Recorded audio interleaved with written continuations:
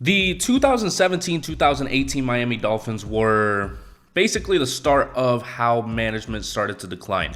We had Jarvis Landry, Devontae Parker, Laramie Tunsil, Kiko Alonso, Ndamukong Suh, Cameron Wake, all those players, and we had Jay Cutler as our quarterback. We were the definition of not knowing what to do at the quarterback position. And in the following year, after having Jay Cutler, we ended up getting Ryan Tannehill, which led us to have our first playoff berth in God knows how long. And then now we're with Tua Tagovailoa. I want to be able to go back and fix everything. I want to be able to go back and just completely take over this roster and completely turn it on its head. Because now in today's world, we're in a position that we're stuck paying $30 million, $25 million per year for players that don't really perform the way that they should.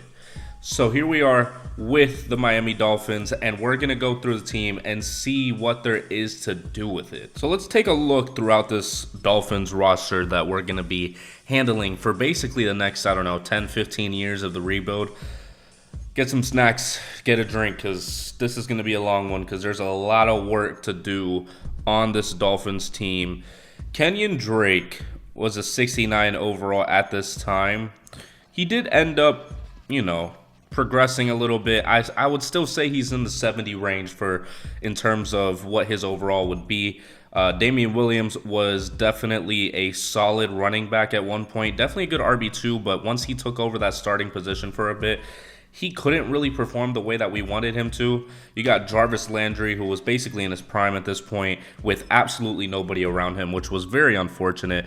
A 90 overall, 3 years out of LSU, superstar. I'm hoping that I'm going to be able to get somebody behind him in these upcoming drafts. And we have all the realistic drafts as well. Thank you. Shout out to We Expertise. He basically did all the draft classes for the next, 8 years after this one. So he saved me, and I hope a lot of other people a lot of time. But Devontae Parker, who was in his second year out of Louisville, however you want to say it, I want him to develop. I had higher hopes for Devontae Parker than what ended up happening for him on the Dolphins. So we'll see what happens with that. You got Mike Pouncey, Laramie Tunsil, Jawan James,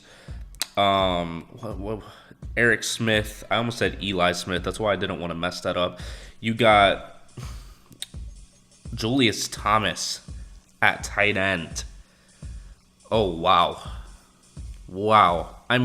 Jarvis Landry this year did not even hit 1,000 yards, which was crazy. Kenny Stills was actually my favorite wide receiver on the Dolphins at that time. Obviously, everybody's was Jarvis Landry. I just wanted to have a different one than most people. I don't know why. Sorry, there's a fly in here.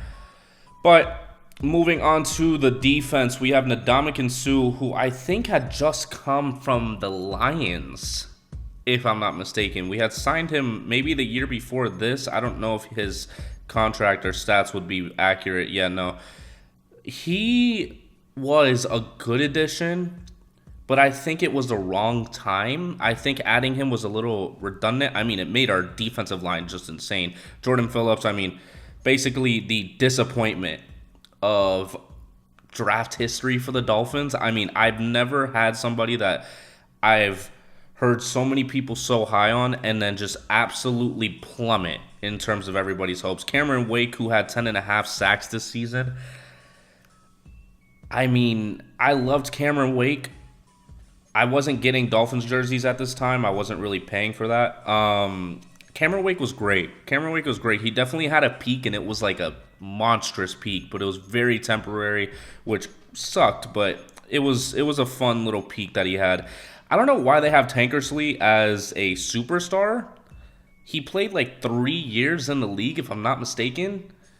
Xavier Howard's a 75 star, so hopefully he'll develop. But, I guess I'll leave it with Tankersley being a star or a superstar. You got Rashad Jones, actually. Oh, no, Rashad Jones. I don't know why. Didn't he have a brother in the league? I think so. Correct me in the comments below if he didn't. But 7 years into the league, very slept on strong safety in the league. I was definitely very entertained having him in our backfield. He was a very good safety, but obviously the other side of the field just wasn't there. Nate Allen, I mean, 71 overall basically says everything that we need to say for that. But the offensive line needs help. Kiko Alonso was also here at this point. I thought he was much better than what they have here. To be honest with you, I might run a 4-3, see if that will help Jordan Phillips' development. I'm not going to act on what happened in real life. I'm just going to try to develop all of these players as much as possible. Obviously, I have to replace Nate Allen and players like that are just kind of unsavable. Lawrence Timmons also was very solid. We had a solid team. It wasn't a standout team, but they were very, very solid. Jay Cutler didn't help, though. Coming from the Bears, he wasn't much of any help. I mean, he was kind of a placeholder, a bridge player, if you will. So we'll see what happens here. I'm assuming Jawan Jones' contract is about to be up based off of us having a hidden development rookie.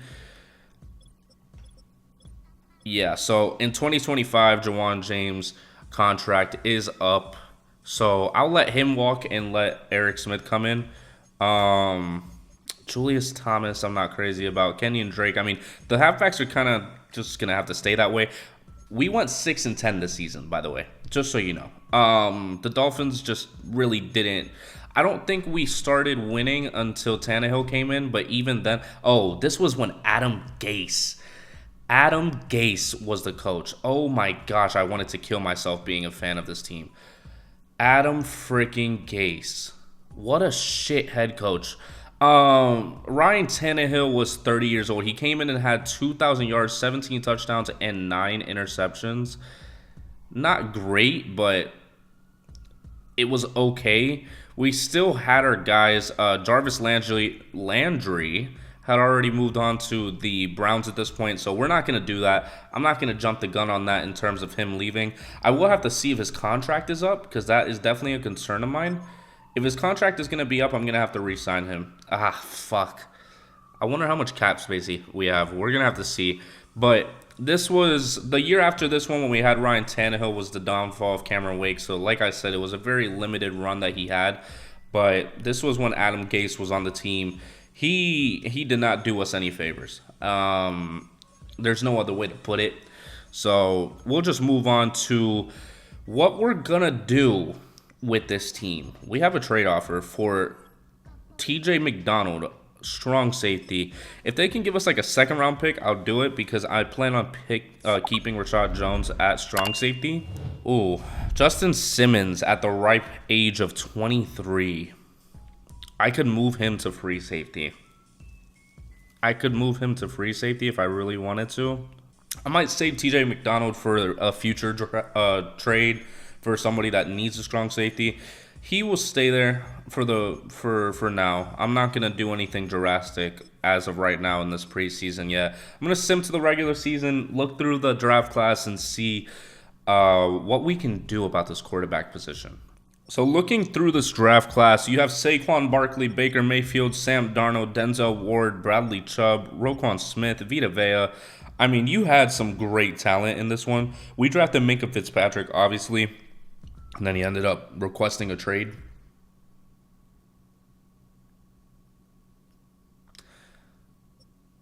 I want to say something, but I'm not going to. Fuck you, Minkah Fitzpatrick. Anyways, Josh Allen was also in this one. Can we turn time back and get Josh Allen on the Dolphins? Wouldn't that be something?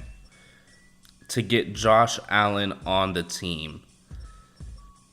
I wonder if they have it in a way of him still having that same potential. Yeah, elite's a great throw power, elite's a great strength. Good to solid speed is kind of crazy to me. C throw on the run is also kind of crazy to me.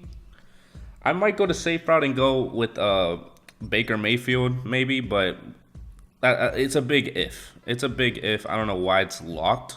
I guess because he's top 5. I have no idea.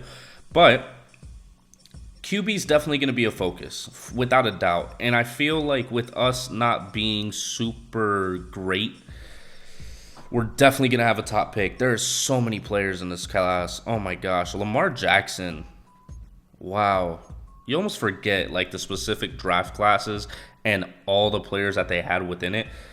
I can't wait. I can't wait to get through this rebuild. This is going to be a fun one. I'm going to go through the region breakdown, put our scouts in, and I will explain why I have the scouts the way that I do. Our 3-star is going to be quarterback and safety. To be honest with you, there wasn't another option for quarterback, so I stuck with quarterback safety.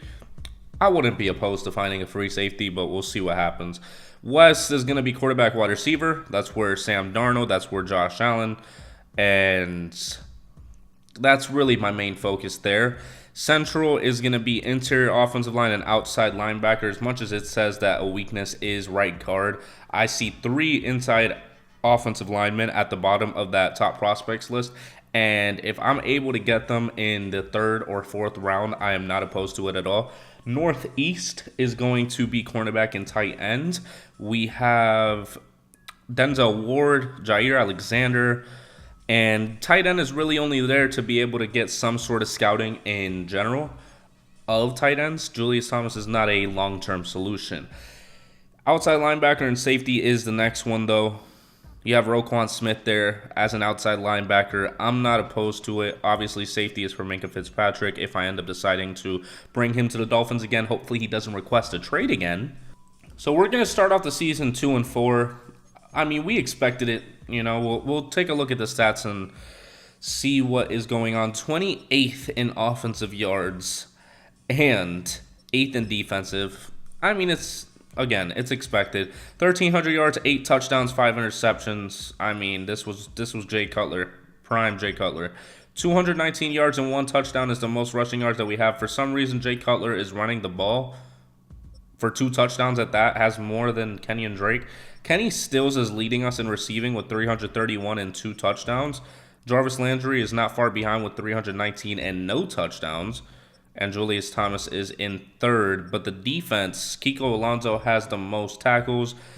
Ndamukong Suh has 6 TFLs. William Hayes has 6 TFLs. And Cameron Wake has 6 TFLs. I mean, the whole defensive line is just on one. Lawrence Timmons has 3 sacks, and Ndamukong Suh has 1.5. Cameron Wake isn't having quite the season that he had in real life, so I don't expect him to have any sort of peak of attributes at any point.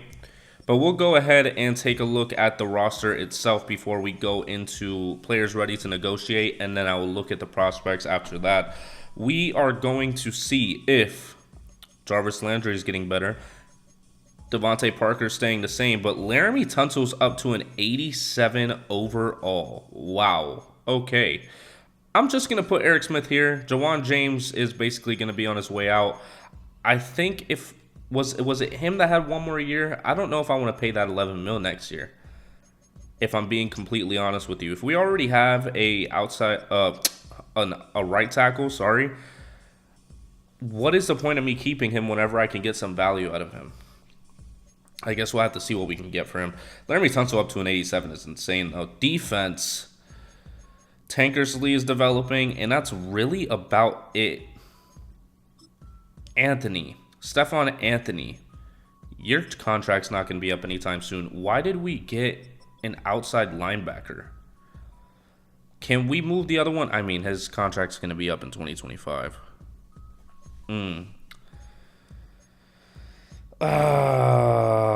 McMillan, I really want to put you in. I really do want to put you in. I feel like we should put him in where Lawrence Timmons is. Lawrence Timmons is probably about to leave. I mean, he's originally a right outside linebacker. We have a couple of people to move on from, for sure. I think it's a lot of the older guys. Lawrence Timmons shouldn't really be starting. I feel like we should have our rookie starting there, get some development.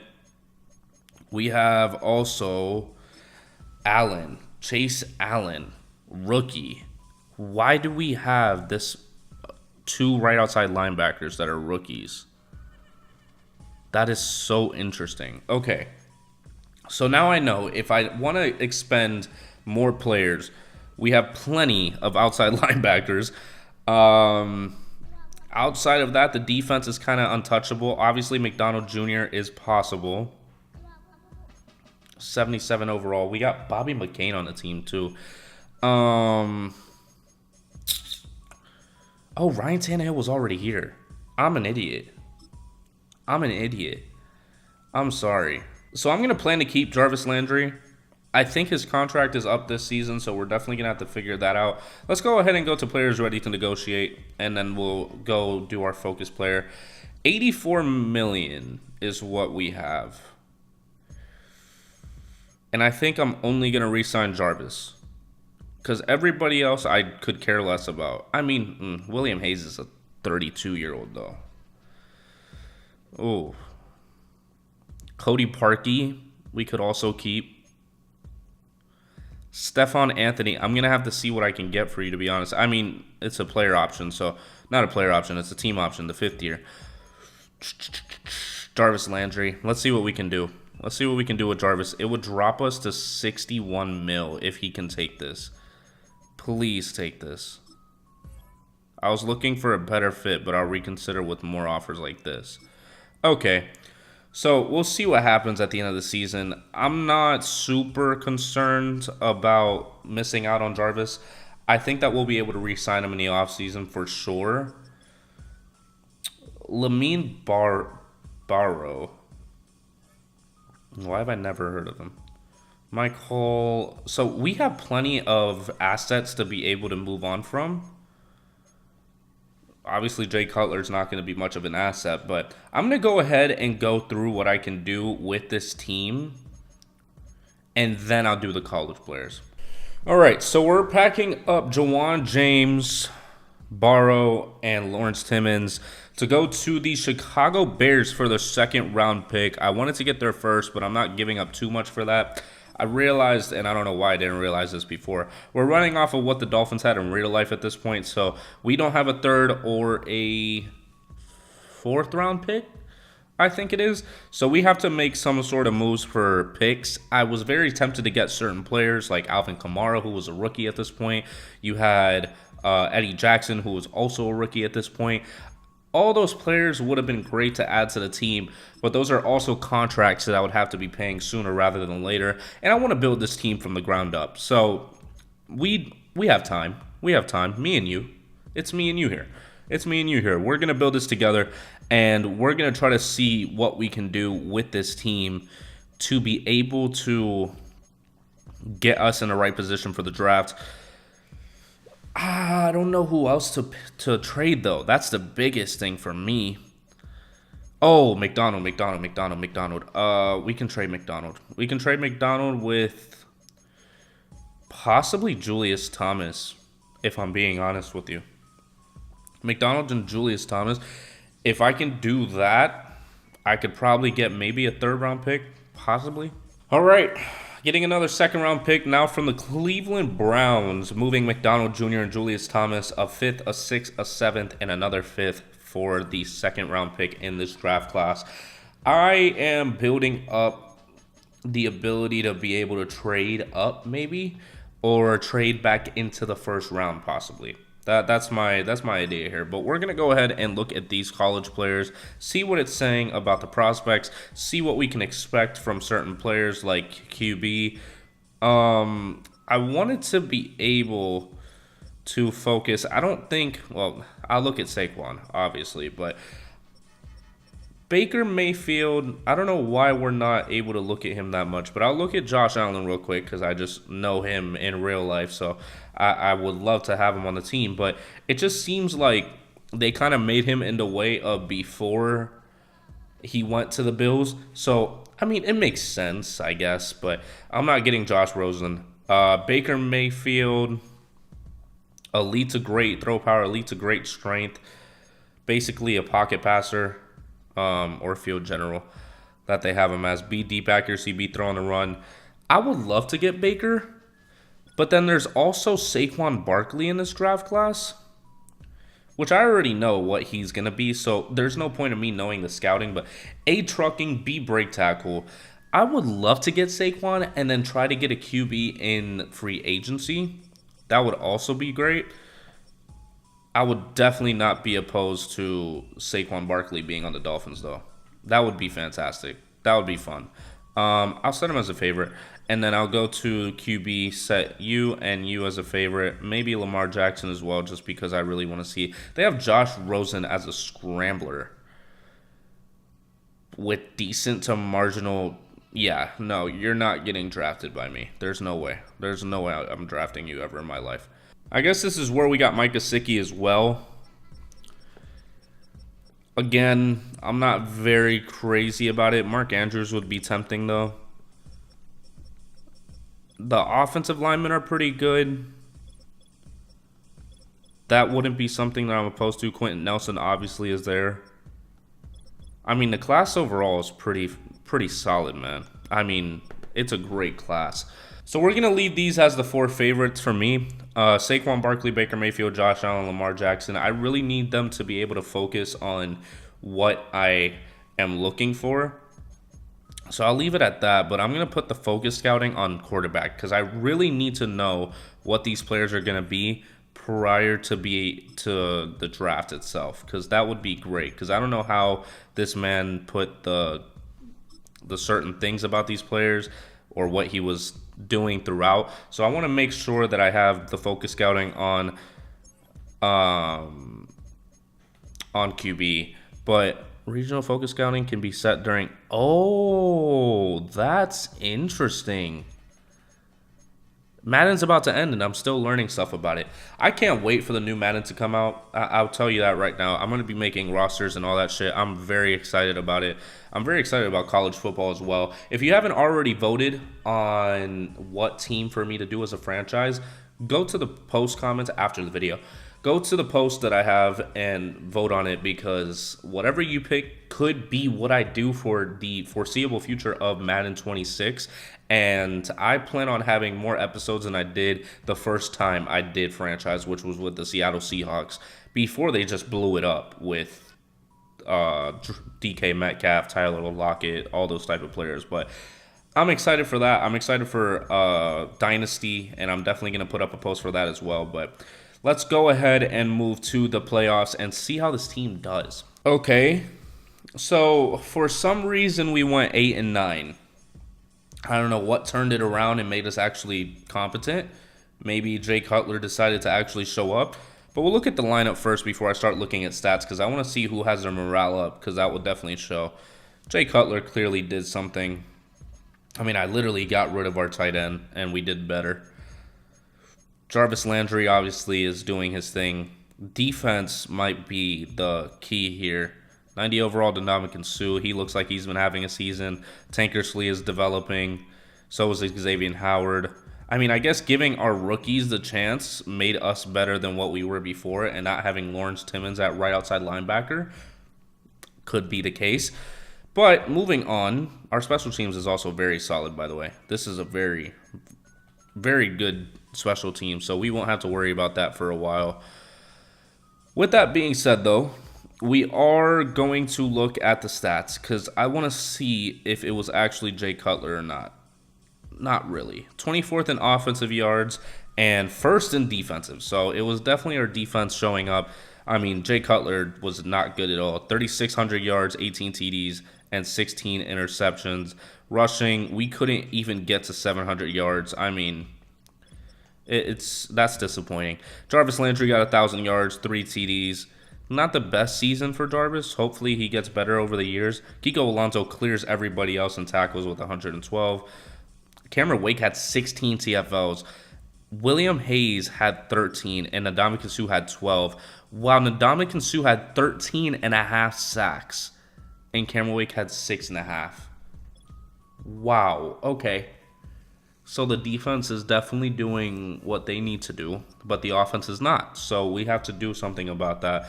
And we're going to go ahead and simulate to the end of the season, see who wins the Super Bowl, and see what we're going to do, because now we're basically at the middle of the drafts and we have to make our way up. So at the end of the season, the Rams blow out the Steelers with Aaron Donald winning Super Bowl MVP. Matt Ryan wins NFL MVP. Mike McDonald wins Coach of the Year for the Seahawks. DeAndre Hopkins wins Offensive Player of the Year. Aaron Donald Defensive Player of the Year. Deshaun Watson Offensive Rookie of the Year. Rayshawn Jenkins, Defensive Rookie of the Year. So, not a bad season overall for the NFL. Now we have to worry about us. We have 137 million in cap space that we're definitely going to have to focus on. Mock draft 4. I'm tempted to look at it, so I'm going to look at it.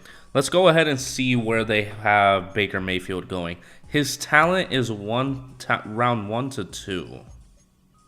Sam Darnold's talent is 2 to 3. Josh Allen is 1 to 2 as well. Oh, gosh.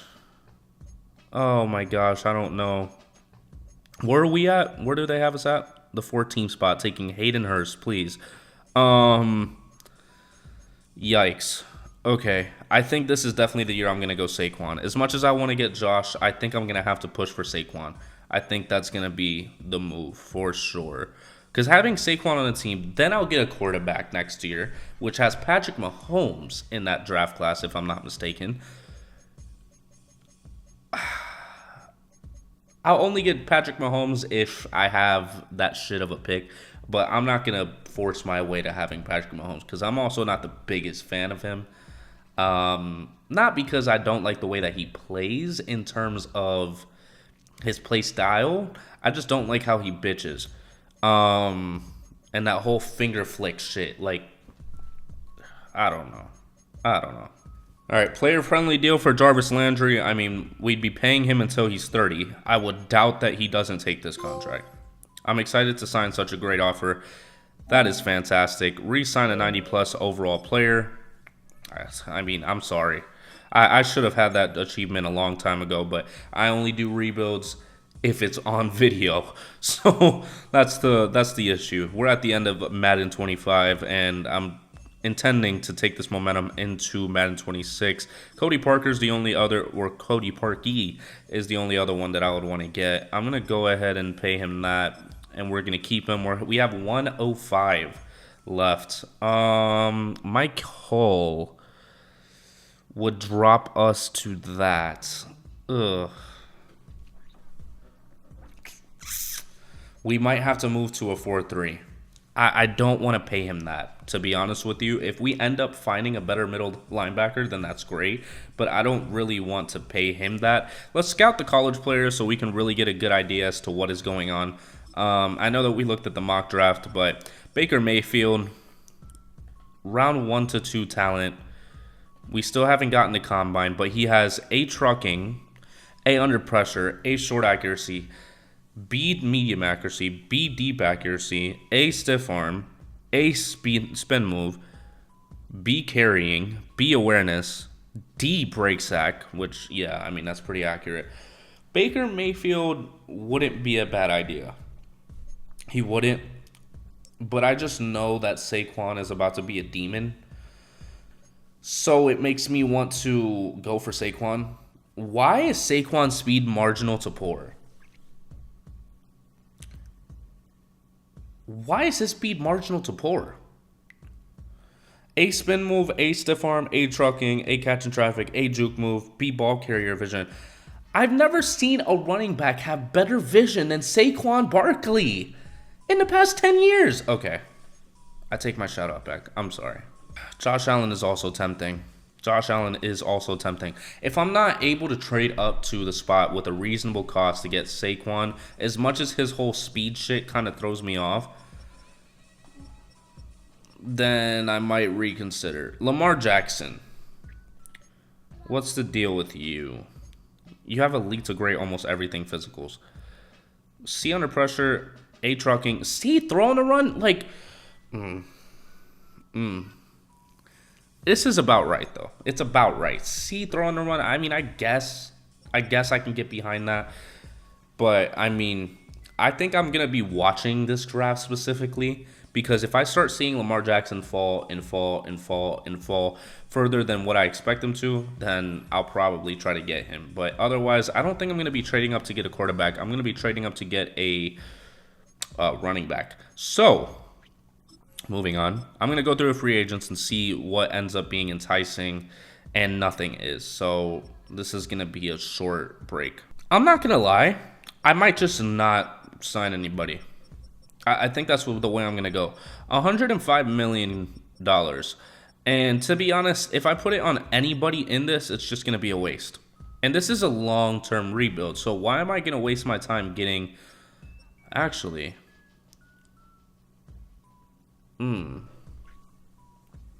Getting a defensive tackle to put next to Ndamukong Suh for right now, who dropped to an 85 overall. That's not great. 22 years old. I'm gonna try to give him a contract, but that's really the only one that I'm probably gonna go for, because I just wanted to make sure that there wasn't anybody that was like hiding in between the seams, which it seems like there's a lot hiding in between the seams. I'm contemplating the strong safety one and moving him to free safety, but I think I might just stick with the defensive tackle. I mean, if he even comes to the team, I'm not overpaying him either. He doesn't. So we're just going to move on. I'm not going to pay anybody in this one. It just doesn't seem worth it. So we're going to go ahead and see how this combine went for these players and see what's really cracking with these prospects. Because... Oh, Saquon dropped to round 1, round 2. Poor speed. Like, that makes no sense. That makes no sense. That makes absolutely no sense. This is Saquon Barkley. D stamina? I mean, I would understand, like, the worst injury possible, right? Like, yeah, he didn't have great injury history. But, I mean, damn. He's supposed to go top 5 regardless. So, I don't know what they're going to do about that. And I'm contemplating staying at my spot and just going with the flow. Okay, so, we are at the 14th spot. I want to see what it would take to get to the first spot. I should have traded for the Bears pick when I had the chance, to be honest with you, but what do we have that's going to be expendable? This is going to be a down year, just FYI. I might just simulate through the whole thing, because I don't think it's really worth just sitting through this. Because with us not getting anybody, Cameron Wake and... I didn't even realize that. Both of our defensive ends retired. McMillan dropped from hidden dev to star down to normal. Okay, well, wait. Let's change the scheme because clearly we're not going to be running 3-4. 77 is probably going to be the best one. So we can look at possibly Jesse Bates being our second round player, because we're going to have the top pick in the second round with the Bears having the first pick in the first round. But for this specific time, how far do we want to go up? Baker Mayfield's talent is round 2 to 3. Josh Allen is 1 to 2. And they have him going in round 1. We have players in between this that we could also go with, but in all honesty, the only player that I'd probably consider is Minkah Fitzpatrick. And to be honest, out of spite, I just don't want to do it. If I'm being honest with you, Saquon's great. Saquon's great. I love Saquon, and I want to have Saquon, but it seems like him having poor speed is just not really what I am looking for, and also moving up into the top 5 to try to get Saquon is probably not going to be possible. Now, what I can try to do is move to the 5th spot, because that might be more doable instead of trying to get 2, 3, 4, or whatever, because I don't think that any of those teams need a quarterback that won't be taking a Sam Darnold or a Baker Mayfield. So I'm going to see what I can do to get that 5th pick from the Bengals and go from there. Okay, well, that was easy enough, I guess. Charles Harris, I mean, this is going to be an absolute down year, by the way. So I'm going to make it easy on you, and I'm just going to simulate through the whole thing unless I see something in the mid-season mark that is worth talking about. You'll probably see me at the end of next year whenever this is said and done. But we're trading our first pick, the 14th pick, a 4th, 5th, and 7th this year for the 5th overall pick with a right end, Charles Harris. I mean, nothing super crazy. Okay, so now I just have to hope that Josh Allen drops to me, because I don't think I'm going to be able to move up anymore. Denzel Ward at the first pick for the Bears. The Bears, who I don't think have a QB right now, and they go corner. They really just want to blow it up right now. The 49ers at the second spot. Who do they have? Because now I'm curious. Now I'm curious of these teams in this first draft. Because the 49ers could possibly get a quarterback if they don't have one. And they don't. They have Brock Osweiler. They're definitely probably going to go Baker. I think I think this is the idea. Son of a fucking bitch. Son of a fucking bitch. Oh my gosh.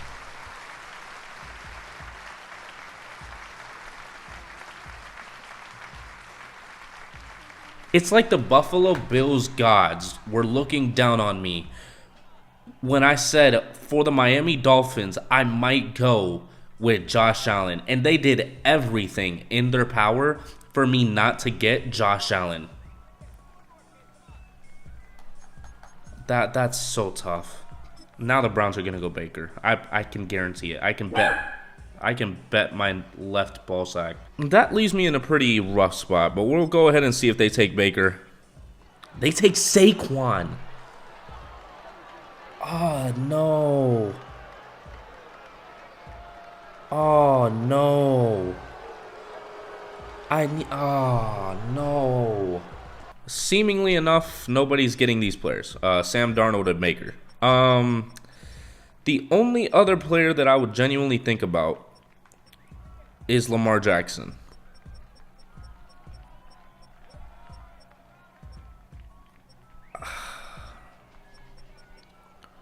Or I just have to go with like a defensive lineman and an offensive lineman. But fuck, dude. Okay, so right end is definitely something that we can consider. So is left end, because technically McMillan is playing out of position. So is free safety. Tankersley dropped to a star, which, I mean, I guess we all expected. All of our players are regressing, so that's great. That's fun. Oh, wow. I mean, defensive ends would be fine. We could also go with left outside linebacker or right outside linebacker like Roquan. Excuse me. Roquan Smith wouldn't be a bad one. I might have to put my pride aside with Minkah Fitzpatrick, though. Let's see what the Colts take. Calvin Ridley. Interesting choice. I mean, I get it. But don't they have T.Y. Hilton at this point? Do they even need Calvin? I mean, really the most appeasing one is definitely Roquan. I do want to take Lamar. I might have to trade my 2 seconds to be able to get Lamar, though. But I think I'm going to go Roquan and then get Lamar Jackson. I think I'm going to do Roquan. I feel like that's the better long-term solution. I'll go Roquan. And then we'll see what we can do in terms of the quarterback situation. Elite change of direction, elite agility, and elite strength. I'm not even going to think too much about it. Let's just go with Roquan Smith. Hopefully we didn't reach too much for him. Hopefully his value is higher than what we picked at, to be honest with you. Or at least close, you know. A+. Roquan Smith was ranked 7th in true value, and you drafted him at 5. So he is hidden development, so that's great. His stats look great. I mean, his jumping's shit, but, you know, I mean, he's a left outside linebacker. Now, we have to see what to do about Lamar Jackson. It's possible to move up, but I think it's going to take a little minute to be able to push for that. Okay, so we are trading Anthony, the 82 overall, who I was already on the edge about trading this year. We have the opportunity to do so right now. And 2 of our 3 second-round picks in this draft. And now we have the number 9 overall pick. Now, we do have to wait a little minute until we're able to find out if we're going to be able to get our guy. Bradley Chubb goes to the New York Jets. So that sets that in place. Now we have to move on to the Broncos. Oh, hold on. I'm not very confident about the Broncos and their and them not taking my guy.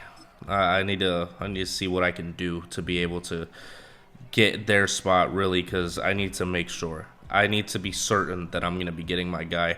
Let's do 6 and 7 next year. Hopefully they'll take it. No, well, it's closer than I thought it was gonna be. 6 and 7 the year after that. How about that? Let's do it. So we'll be getting the 7th overall pick. We give them the 9th and basically a bunch of 6 and 7s.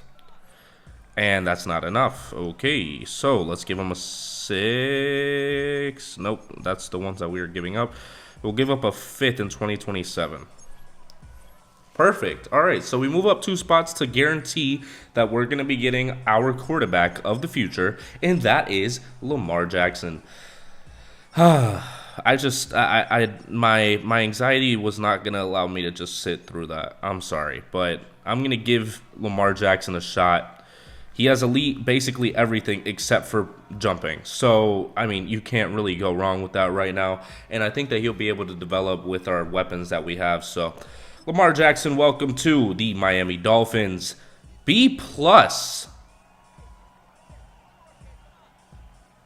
Interesting. Well, he's hidden development, so that's all I care about.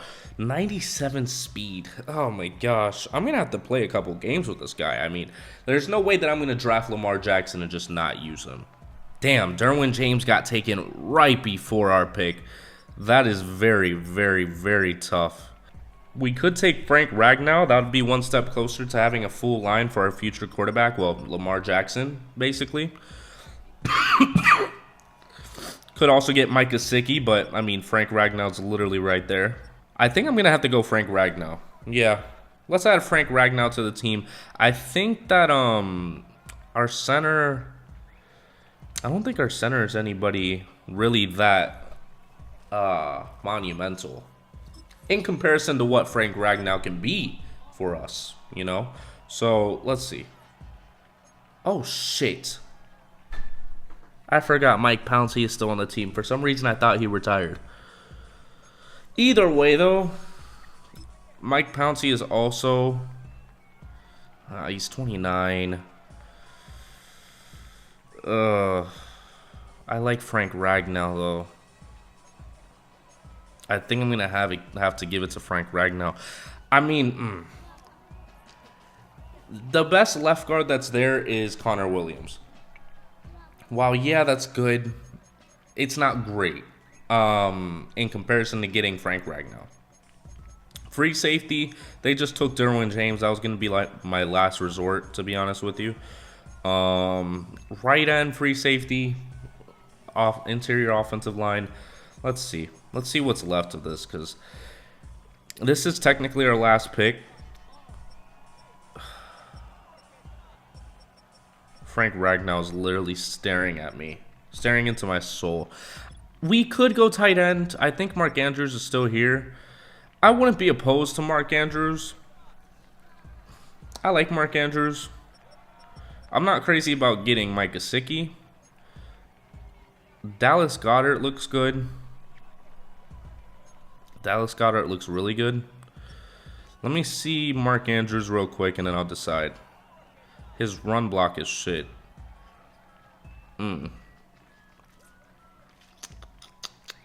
That's tough. He's a vertical threat for sure. So he has A deep route, A break tackle, C pass block, C run block, A spec catch, A short route. Mark Andrews could probably be better than Dallas Goedert. I know technically he is in real life, but sometimes these draft classes like to throw a fast one at you. Dallas Goedert does not have good run block at all. I don't know. I'm very tempted on Mark Andrews, if I'm being honest with you. As much as I also want to go Frank Ragnow, we have Mike Pouncey. I think I'm going to have to go Mark Andrews. I'm going to be blatantly honest with you. I would like to get an offensive lineman for sure. Don't get me wrong. There is Jesse Bates. God, this is getting more and more difficult. Oh, God. What do I do? His pursuit is an F. That's crazy. Is he a zone safety? Hybrid. I don't know if he's a hybrid with the way that looks. How about left ends? Let's see. I'm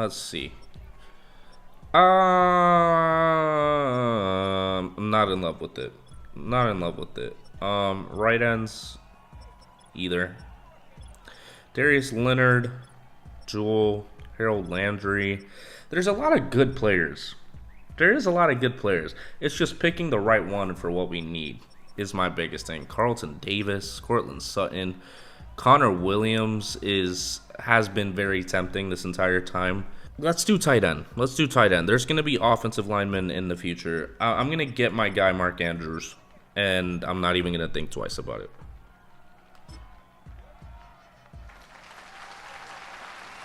A-. Okay. Ranked third in true value. Okay. And I got him at 33. Hidden dev, 90 change of direction, 78 speed, 90 agility, 86 acceleration. Skills are good. Skills are decent. I think he's going to be good for Lamar Jackson. Oh, I just realized that I'm a buffoon. That I got Lamar Jackson. Wow. I don't think I have another user pick, so this is just going to sim through the entire draft. Okay, perfect. So, with that being said, we have Lamar Jackson, Roquan Smith, and Mark Andrews, all current Ravens. At one point, Roquan Smith was a Chicago Bear, and I think that's what they went with in this draft class for sure.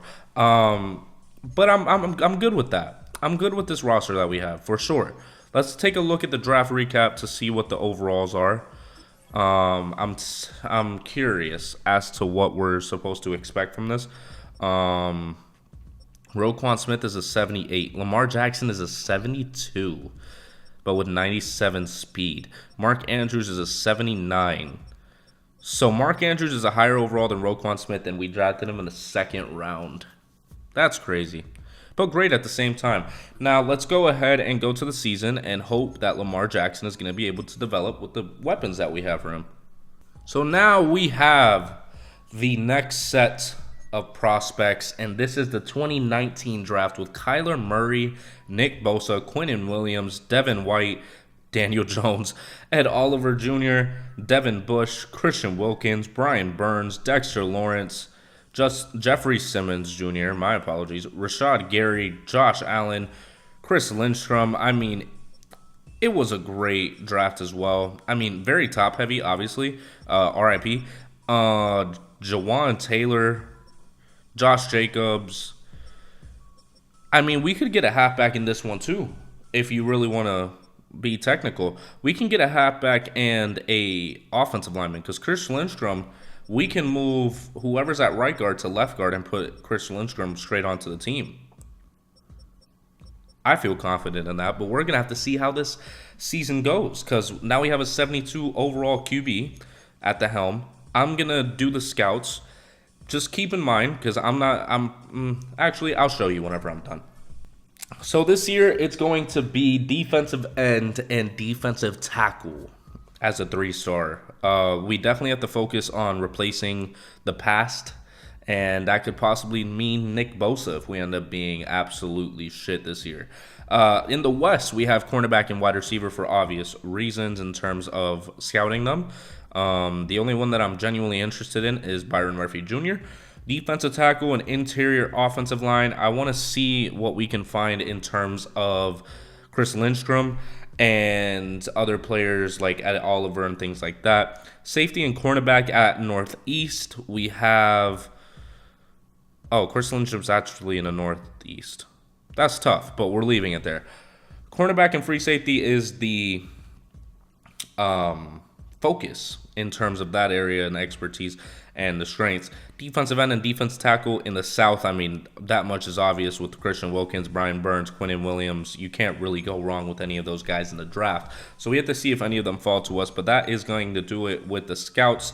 And now we move on to the midseason mark. Actually, no. We're going to look at the roster because I want to see how these players look on the team. Because right now we have... Okay. All right.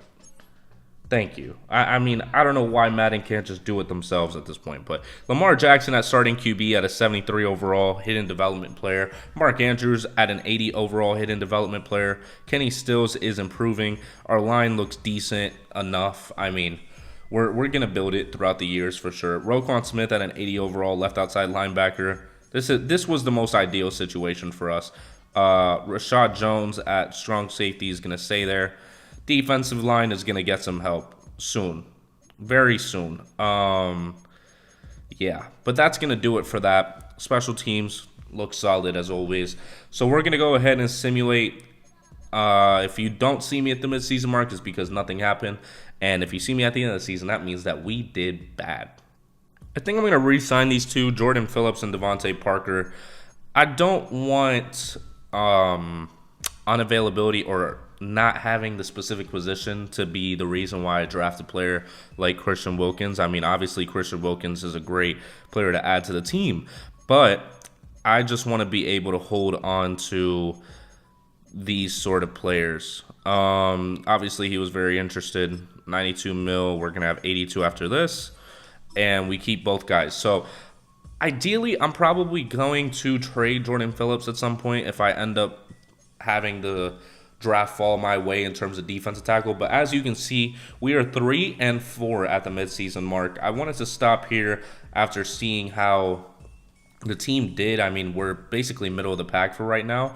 So we still have to see how the rest of the season goes. We still don't know a lot about these players, so I'm not going to dive too deep into that. We will look at the lineup, though, because I know that's something that I'm sure that you're curious about, and I am too. So I'm going to look at it with you as Mark Andrews is a star. Lamar Jackson still has yet to get his development trait, but he is now a 75, it seems. So I think he's going to have superstar at the end of the day. And there goes Roquan Smith with superstar as well. So really it's just that defensive line and free safety that needs help. For the time being, I think the Ndamukong Suh can hold it down for DT1. Otherwise, though, I think we're pretty good.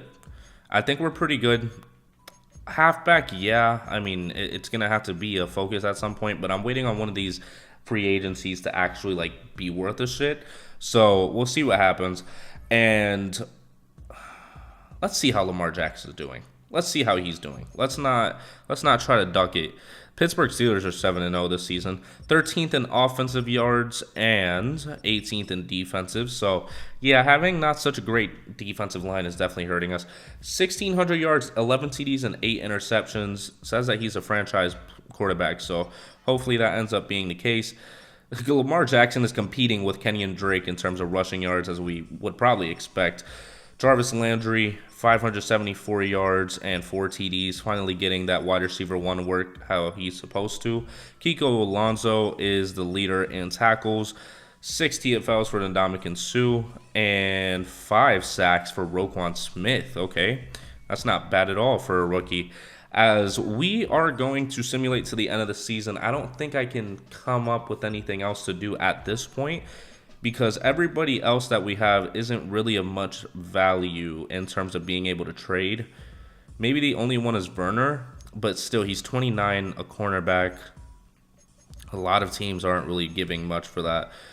So I'm going to keep him on the team until the end of the season. I'm not going to just drain my team of positions. So we're going to simulate the end of the season. Hopefully, maybe either be shit enough to be top of the draft or be in the playoffs. So we went 7-10. We actually did worse than what we did last year with Jay Cutler on the team, if I'm not mistaken. This is actually, I think, the identical record that we had in real life, which is a wild case. Well, technically, I guess you can say it's the same because we probably would have lost another game. Because at this point, it wasn't 17 games like it is right now. So, Lamar Jackson has a new ability. So that means that he is a superstar. Wow. Lamar Jackson gets superstar and he's an 80 overall. He is going to develop. He's going to continue to develop very nicely. Sorry. My brain decides not to work sometimes, so it's okay. It's all right. Let's take a quick look at the prospects to see if we have anything fairly new. Kyler Murray. I don't know why it scouts the QB so much when I have no QB scouts at all. It really annoys me. That genuinely annoys me. Fuck. I forgot to put the focus scouting. Well, I guess I'm just going to have to scout my own. But before we go into the end of the season and start pushing for what to do in terms of that case of fixing this lineup with Kenyon Drake being the primary guy, I need to get a left guard. I need to get a left guard for sure. That's without a doubt. Free safety is definitely going to be another one that we have to look at. And defensive line again. I mean, everything else looks amazing, though. Roquan Smith, 85 with morale. Lamar Jackson, 80 without the morale. Jarvis Landry still doing his thing. How old is he now? 25. So he still has years on him to be playing with Lamar Jackson. So that's going to be nice for the foreseeable future. Okay. That gives me something to think about for sure. So, the recap of 2019, if I'm not mistaken. 2018, 2019? Not sure. The Seattle Seahawks beat the Pittsburgh Steelers with Russell Wilson winning Super Bowl MVP and Matt Ryan again winning NFL MVP. Mike Tomlin got Coach of the Year, this time not getting blown out in the Super Bowl. Matt Ryan wins Offensive Player of the Year. Joey Bosa wins Defensive Player of the Year. Dante Pettis wins Offensive Rookie of the Year. And Roquan Smith, our very own left outside linebacker, wins Defensive Rookie of the Year. That is fantastic. That is exactly what I wanted to see in terms of somebody getting something, because that means he could possibly have another dev trade upgrade. I doubt it because Madden kind of took that out, but it's okay. We're going to go ahead and advance forward to re-signing players, although I don't think we have much to re-sign. This is the year that we got rid of Adam Gase, thank God. 110 million. And none of these I really want to bring back. So we're taking $110 million into free agency. We'll take a quick look, and hopefully it is so much better than last year, because last year was really, really bad. Let's see. 111 mil. Does everybody just want to keep their people? Like, is that what's going on? Everybody just re-signing everybody? Is that what we're doing here? I can't even get a running back, for fuck's sake. I'm going to have to go for the fullback. I mean, that's my only option right now to spend some money. You went to Brown. I've heard of him. James Devlin. Yeah, I've heard of him. Other than that, I mean, what are we going to do? Nothing? Well, I mean, we could get Bud Dupree, move him to right outside linebacker. I don't know how much more he's going to develop is my thing. I'll try to sign him anyways. I mean, we got money to spend at this point. We're not even in the hunt. I'm not overpaying for him. Sorry. Ty Montgomery. Deion Buchanan. Oh, my gosh. I did not remember. Oh, man. Drew Brees, 40 years old. Still in free agency. Hang it up. Hang it up, buddy. Hang it up. Okay, so we have 3 people that we're targeting. And that is Dante Fowler Jr., it is Deion Buchanan and James Devlin. Obviously, James Devlin is to be a fullback. Deion Buchanan is to move back to a 3-4. And Dante Fowler is to make our defensive line not as much of a hindrance, I guess you can say. And we're going to go ahead and evaluate all these offers. Hopefully, all of them end up accepting. And they do. So we get all these guys. James Devlin obviously is a bit older, but these two should be able to develop a little bit more, at least Dante Fowler. Deion Buchanan, I don't need him to develop that much, but some solid additions. We still haven't been able to get like a big big acquisition. So I think this was similar to like real life though, because a lot of teams ended up paying their players back in the day. I don't know what happened, but I know that whenever I played Madden 18, it was the case that like it was very rare to get any sort of big players unless it was like older guys, you know.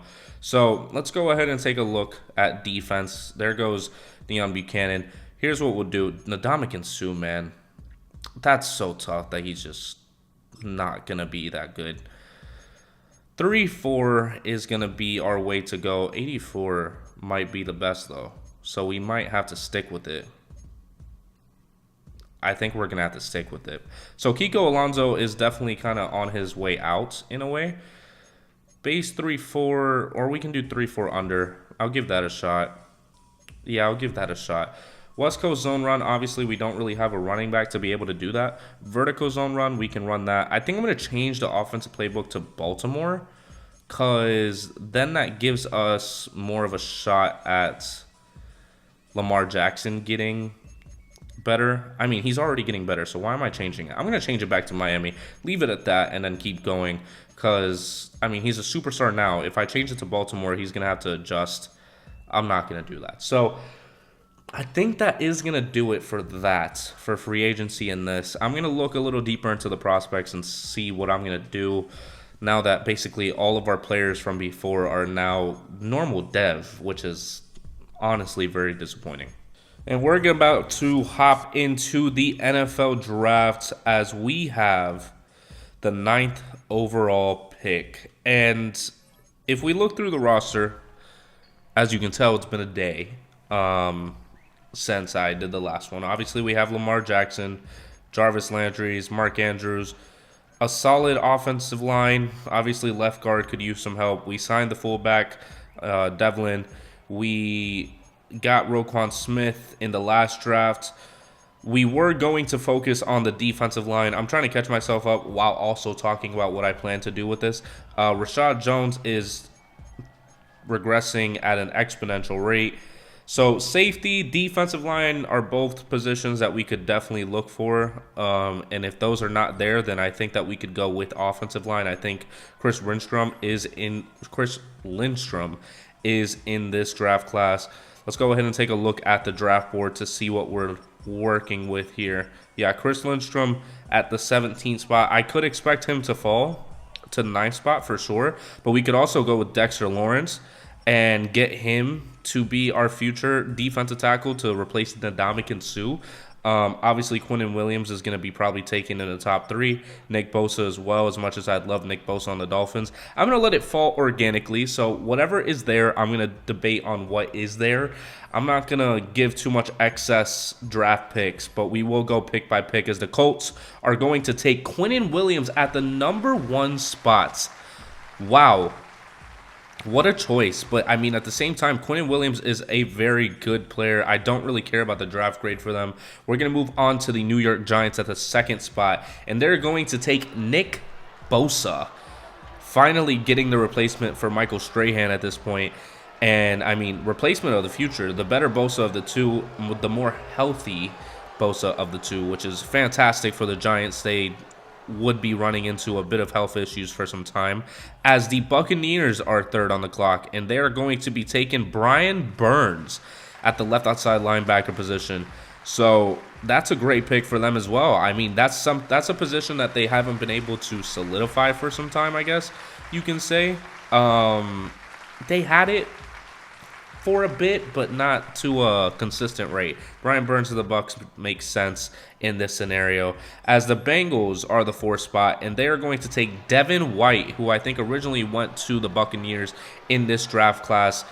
And it's a great pick. I mean, he was a great middle linebacker for the first couple years of his career. He kind of depreciated after a bit, which was unfortunate, but, you know, he was entertaining to watch. The Jets are next on the clock, and it's Ed Oliver Jr.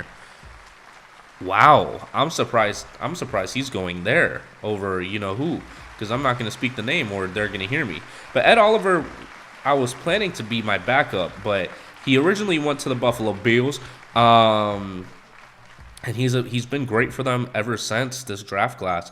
And the Carolina Panthers, who originally got Brian Burns in this, are going to take. Ooh, that's not good for them. That's not good for them at all. Yikes, that's tough. The Panthers continue their reputation of that. Kyler Murray still goes to the Cardinals. That is so ironic that he dropped to the 7th spot. I mean, none of those teams really. Why does he have the skull cap? Oh my god. I don't get it. And the Vikings are the only team before us possibly picking. So let's see what they end up taking. Rashad Gary. So we have a lot of our options that we wanted. So we have to go ahead and take a look through all of them and see what we're going to do about the draft picks, because I thought I was going to be limited on my choices. As I'm looking through these trade offers, because I'm always curious as to what they're going to offer me, the only ones that seem somewhat enticing is not even the Vikings one. It's legitimately only the one from the Seahawks, or the Rams, actually. The Seahawks and the Rams. But the Seahawks pick would be the 32nd, which would be the last.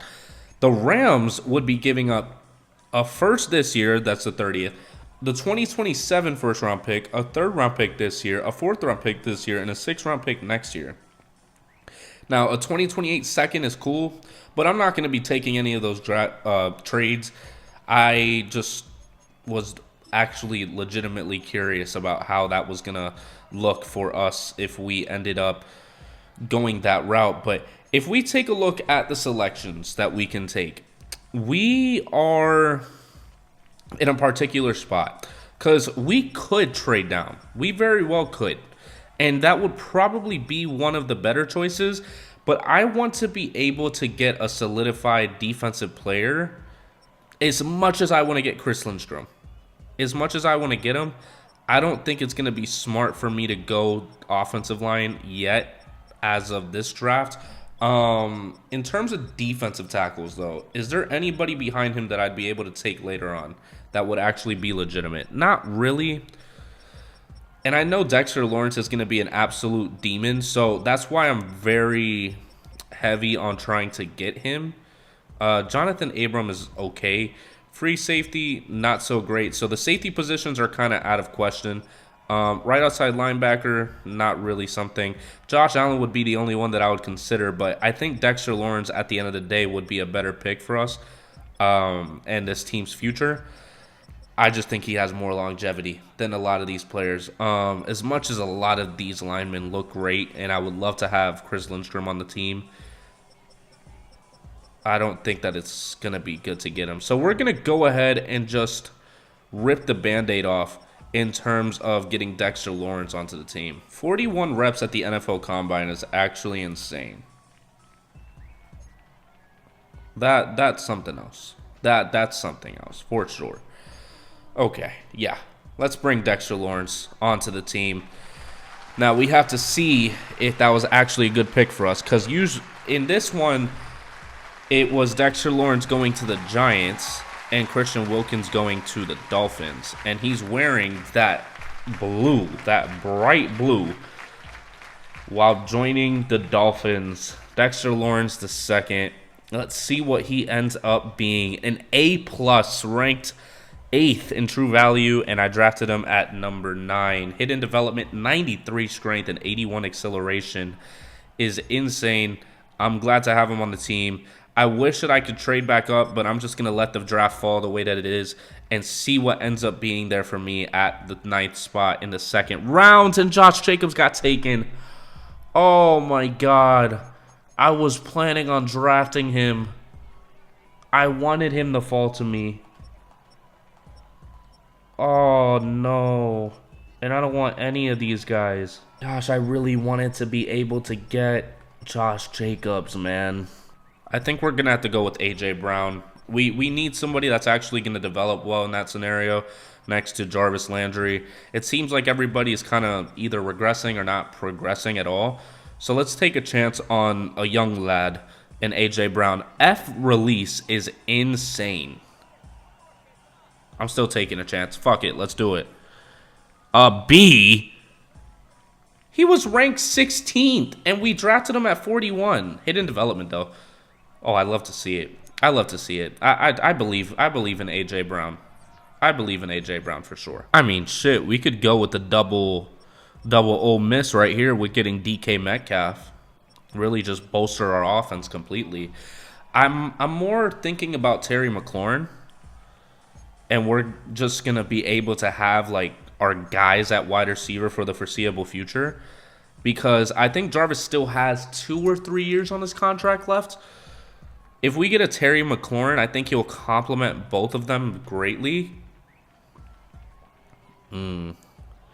It's making me contemplate, though, but this was a heavy wide receiver draft class. I thought about Amani Hooker. Cody Barton is another option. I might see if he drops to where I want him to, but I'm going to take Terry McLaurin, go back-to-back receivers, A.J. Brown and Terry McLaurin both on the team. He was ranked 9th in true value, and I drafted him at 73. And hidden development, 96 speed is outrageous. I'm going to have to play like a game or two with these guys. I mean, shit. Like, it's going to be entertaining for myself to be able to play this. Ooh, Chauncey Gardner-Johnson.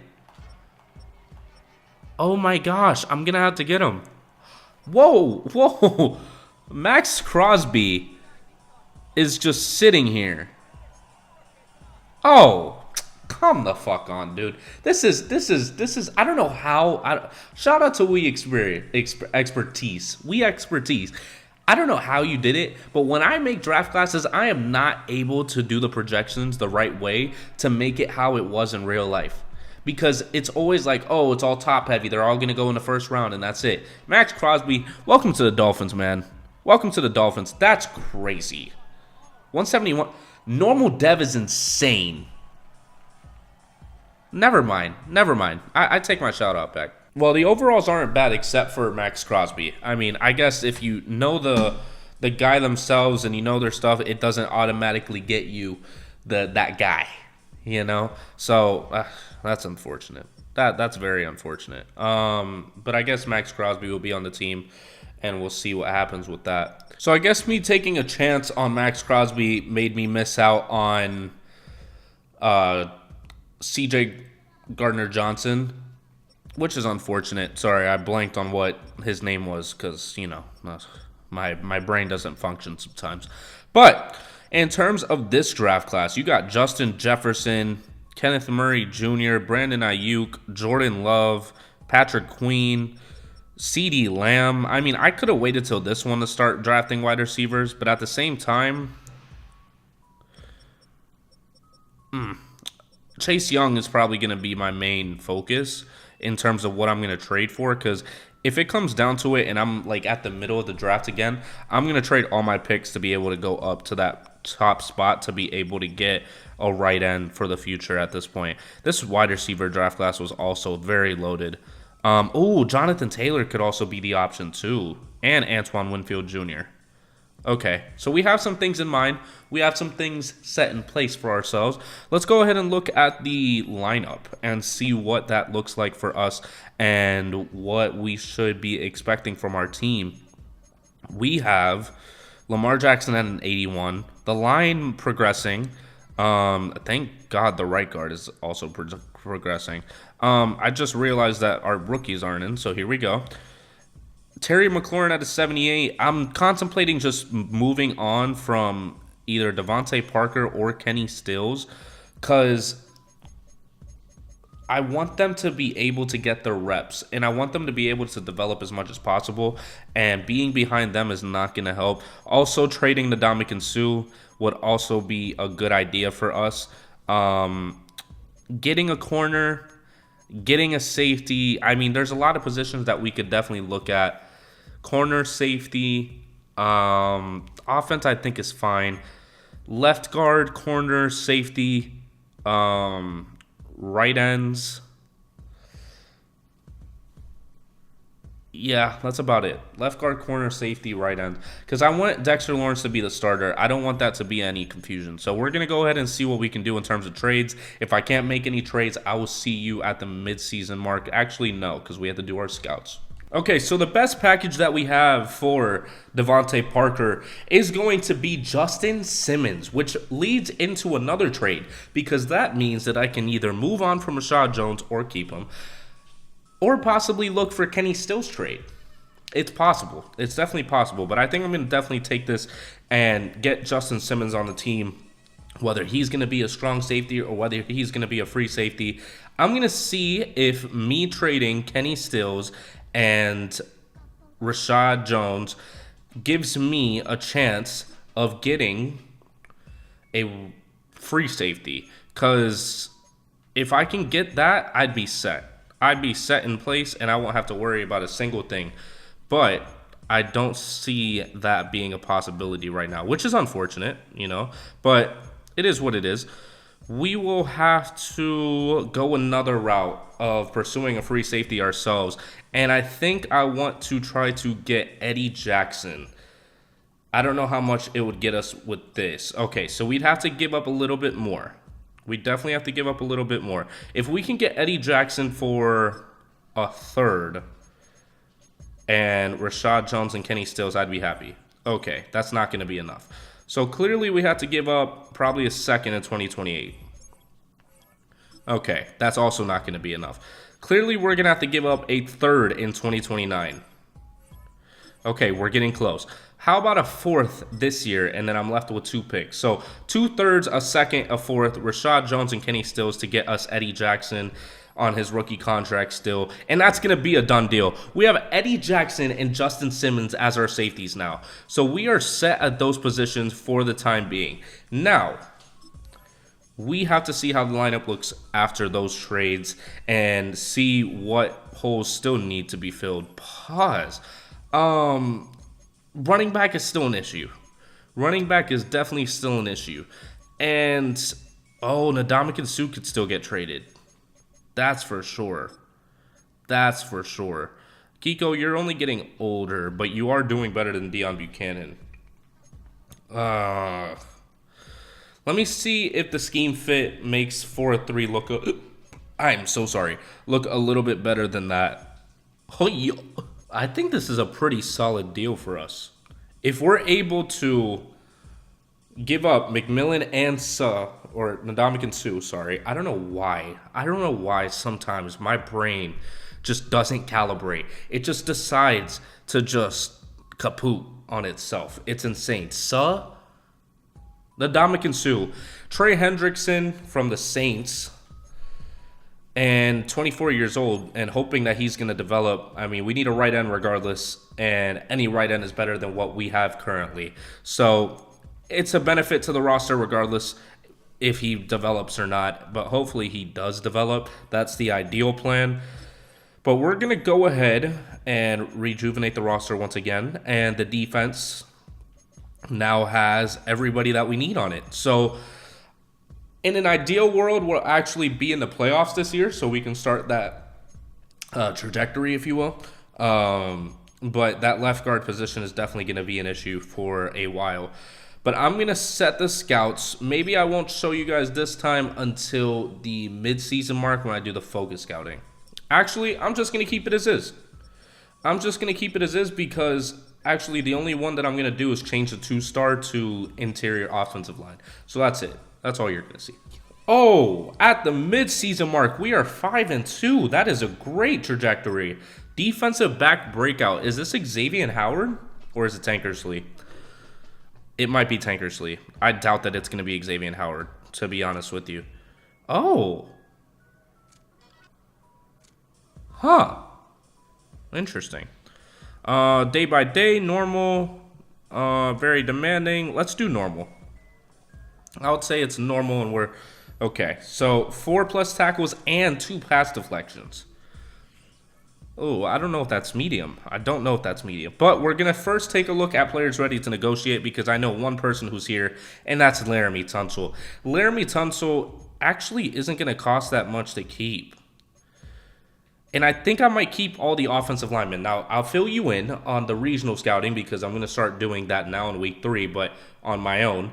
I put interior offensive line and offensive tackle on basically all of them. So, I'm expecting to see a little bit more and to maybe commit giving. Oh, Justin Simmons' contract expires this season. That's why they gave him to me. But maybe commit some trade assets to get players like an Andrew Thomas. We'll have to see. But I know Laramie Tunsil I want to keep. I don't see him regressing anytime soon. So I want to be able to have him on the team. That's a good offer, and we'll keep that going. Takes us down to 108. That's a heavy, heavy drop. Eric Smith. I'm a little concerned about the money on this. I'll give it a try on the team friendly for a 1 year, but we'll see. This is across the board a bad deal for me in my future. Okay, so we'll see what happens later on with that. Justin Simmons I do want to keep. So we're going to keep Justin Simmons on the team. Yeah, he's going to stay. For some reason, I thought that he possibly was not. Corner, we're giving a lot of money out. But he's about to get a depth trait, hopefully. Chase Allen could be expendable right now, or I could just let him walk, to be honest with you.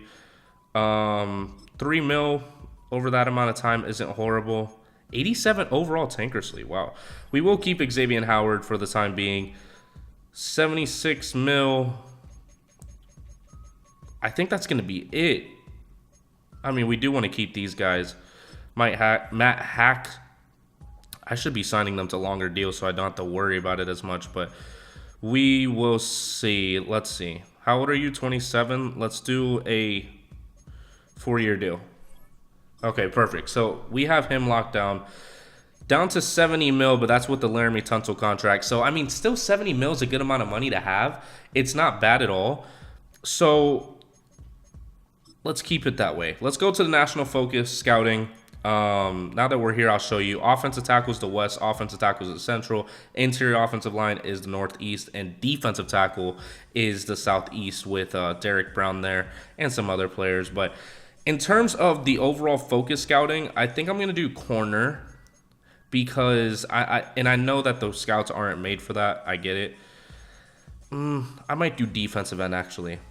I might do defensive end to see what ends up being the case. Since our expertise is defensive end, I feel like we could commit to that. 40% already on Derek Brown is insane. But I like this. I like this a lot. 5-2 is a great start, and hopefully we can continue that. I'm not going to look at the stats. I feel like that's going to jinx us if we do look at it. So I'm going to sim to the playoffs, and hopefully we'll see something we like to see. Oh, wait. I completely forgot to mention our wide receivers, and Terry McLaurin is a superstar. A.J. Brown still has yet to find out what he is, but Terry McLaurin's a superstar, which I like to see. I do like to see. Eric Smith. Let me see what I can get for him. If I can get something of significance back, I'll think about it. Never mind. Nothing's worth really much for Eric Smith. What I'd probably do is try to trade my pick with him and see if I can get a better pick. That would be ideal. But I feel like we're going to be getting a lot of players. I mean, I could get DJ Humphries, move him to right tackle. Then I won't have to worry about tackle for a while. Dan Feeney, also 25 years old, could get our left guard. It's tough. This is tough. Leo Collins is fine. That's just a lot of money. Jake Matthews, Frank Ragnow.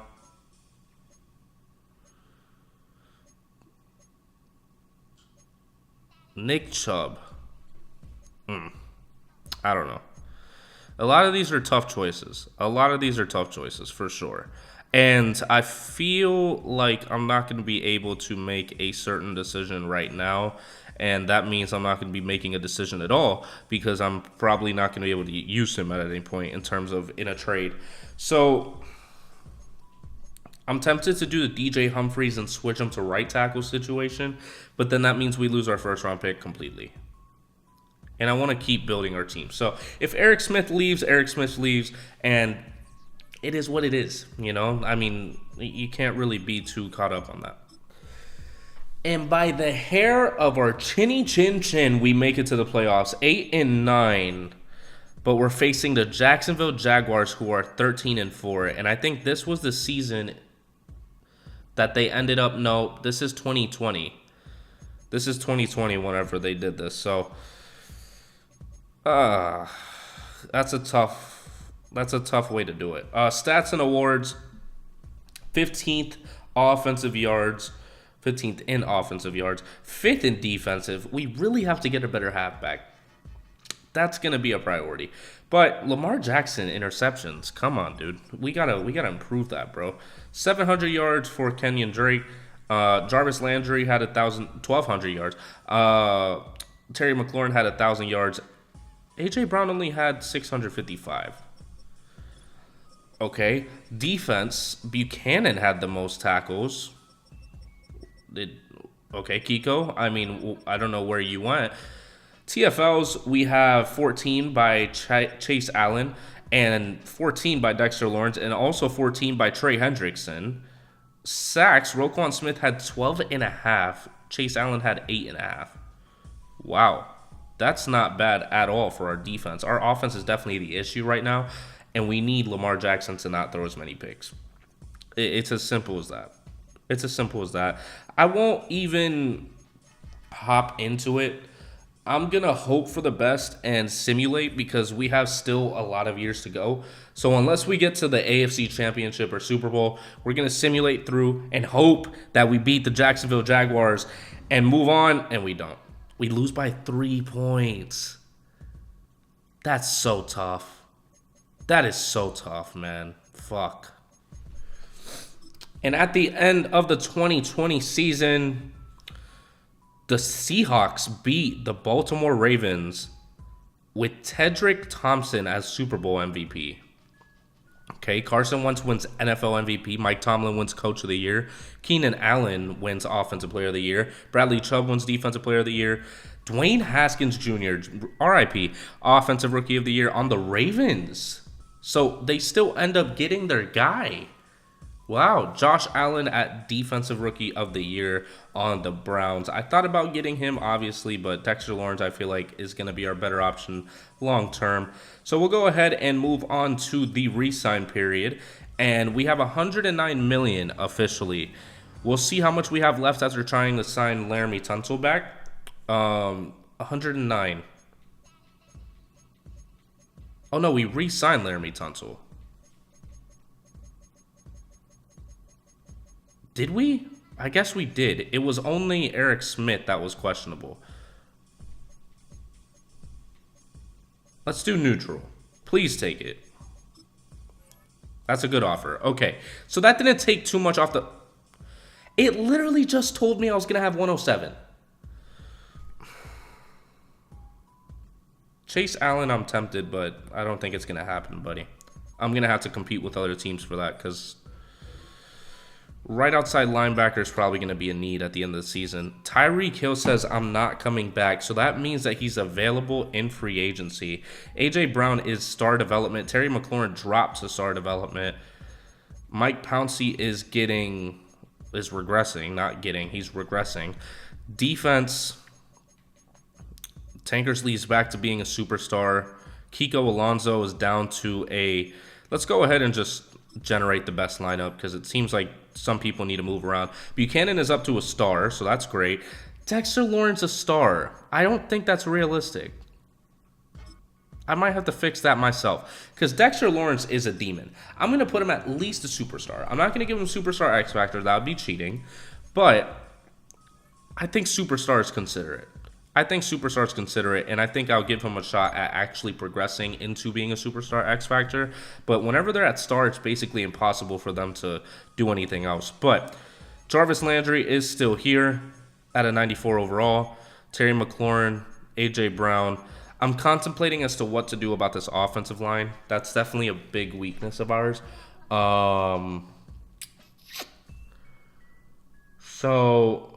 Okay. So, yeah, Tyreek Hill is going to be available. I feel like we're going to have a lot of guys available in free agency now that that period is kind of done. So, let's take a quick look at the college players before we hop into the free agency so we can have something in mind. Chase Young is a top 5 talent. Okay. Yeah. That's gonna be tough. Okay. Andrew Thomas would be fantastic, to put it bluntly. So would Tristan Wirfs. I think my ideal scenario is getting one of those tackles and Chase Young. What I'm gonna have to give up, I don't know. I'm genuinely not understanding how these free agency classes can be so shit. I don't understand it. I don't. I really don't. We might have to keep Chase Allen. Yeah. That might have to be the scenario. Because I'm targeting a punter, by the way. We're not in the hunt for Chase Allen. We should have signed him when we had the chance. But now I'm going to have to overpay for him. Because I don't think I'm going to be able to get a right outside linebacker. And I need consistency. I need something of consistency. I'm going to drop this to 4 years and give him that money. Okay, we should, without a doubt, get him. I'm not even going to say how much I'm giving him. But promise you, when he starts regressing, I am packing his ass up for a 7th round pick without hesitation at all. All right, let's evaluate the offers and see what ends up happening. We get Chase Allen and the punter. So we have to get rid of our punter because this guy was clearly better. Riley Dixon, I think I'm not even going to try to say what team he played for. I have an idea, but I'm not going to share my idea. So, 70 mil left. And honestly, it is what it is because we're not getting much better than that. Jonathan Taylor might be my focus because I realized that getting Chase Young at the top 3 spot is just not realistic. We have the 19th pick and they have us taking Jordan Brooks when Justin Jefferson is right there. I don't see Jonathan Taylor at any point in this first round. So, oh God, Henry Ruggs to the Raiders again. I don't know if that's a good idea. Justin Jefferson is so tempting. I might have to pack up A.J. Brown and the 2nd round pick to be able to move into the first. You know, I'm going to do that right now. So we're just going to head into the draft. To be honest with you, trading A.J. Brown just doesn't seem very likely or smart for what I'm getting back. So I'll let him develop in our system, and we'll see what happens in terms of this draft as we are at the 19th spot. So as much as I want to sit through this, actually, you know what? We will. The Vikings take Joe Burrow. Okay, expected. The Bengals take, who originally had Joe Burrow, Chase Young. Okay, they go a different route now. I was definitely not going to get Chase Young. I don't even know who they got. Jeff Okudah. Yeah. I'm sorry, Commanders.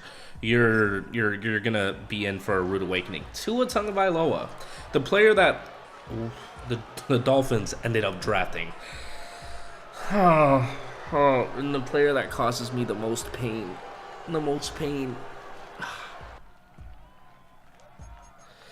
And the Colts are now picking, and they pick A.J. Terrell, cornerback out of Clemson. And next is the Giants. They take Andrew Thomas, as they did, you know. I mean, we expected that, of course. The Chiefs take Isaiah Simmons. Very interesting. I was not expecting them to take Isaiah Simmons. But did I unpause it? Is that what happened? Okay. We'll skip ahead to the Houston Texans. They take Derrick Brown, the defensive tackle, who originally went to the Panthers. The Jets are at the 9th spot. I tried to trade with them, and they got Jerry Jeudy, who coming out of college was seen as better than Justin Jefferson. I don't know how. But the Patriots take a pair of busts in the first 10. Pause. The Raiders take C.J. Henderson. Okay, I'm glad we're stopping with the walk-up shit. The Browns take Henry Ruggs, who will have a new scenery compared to what he had before. The Lions will take C.D. Lamb. That's a great pick for them. As the Bears take Jedrick Wills Jr., left tackle. Okay. And the Bucks go with Kenneth Murray Jr., middle linebacker. That's a great pick for them to put alongside Levante David.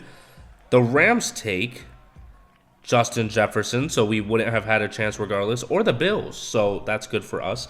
The Cardinals take Javon Kinlaw. Interesting. Okay. And the Falcons take Jalen Reagor. That's so tough. Good luck with that, Falcons. Not my issue. But the Dolphins are now on the board. And, oh, man.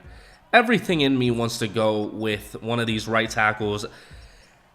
And then maybe trade back into the first round if possible. Because I want to get Jonathan Taylor. I do want to get Jonathan Taylor. I know he might not be exactly what we're expecting him to be, right? But I want to get Jonathan Taylor. So here's what I'm going to do. I'm going to draft Tristan Wirfs. Tristan Wirfs is going to be my guy. Tristan Wirfs is going to come to this team. He's going to be my right tackle. Then that means I can trade Eric Smith away, get rid of his contract, and the second-round pick. So welcome to the team, Tristan Wirfs. You will protect Lamar Jackson for the foreseeable future, as it was a B+. He has hidden development, though, so that's what matters. Hopefully, it ends up being superstar and what it's supposed to be, but we're going to try to trade back into the first round, and that means trading with the team that needs a right tackle, so that's going to take some time. Okay, with the Bills pick, we're very close, so we could literally get back-to-back picks, or we could give it a shot and move on to another team, because I probably shouldn't be giving up more than I can give. Ooh, the Chargers need a right tackle. Let me give it to you. All right, another try. And it's done. Eric Smith, a second-round pick and a sixth-round pick, goes to the 49ers, who have the 25th pick. So we just have to hope that our guy falls to our spot as, Laviska Shenault Jr. That's tough. Good luck with that. Not my issue. It's a good thing you're in the same division so I can beat you every year. Brandon Ayuk to the Carolina Panthers. That's a good pick. Patrick Queen to the Green Bay Packers. Okay, let's see what the Chargers take since they didn't want to trade to us. I'm glad he didn't trade to us. I'm glad.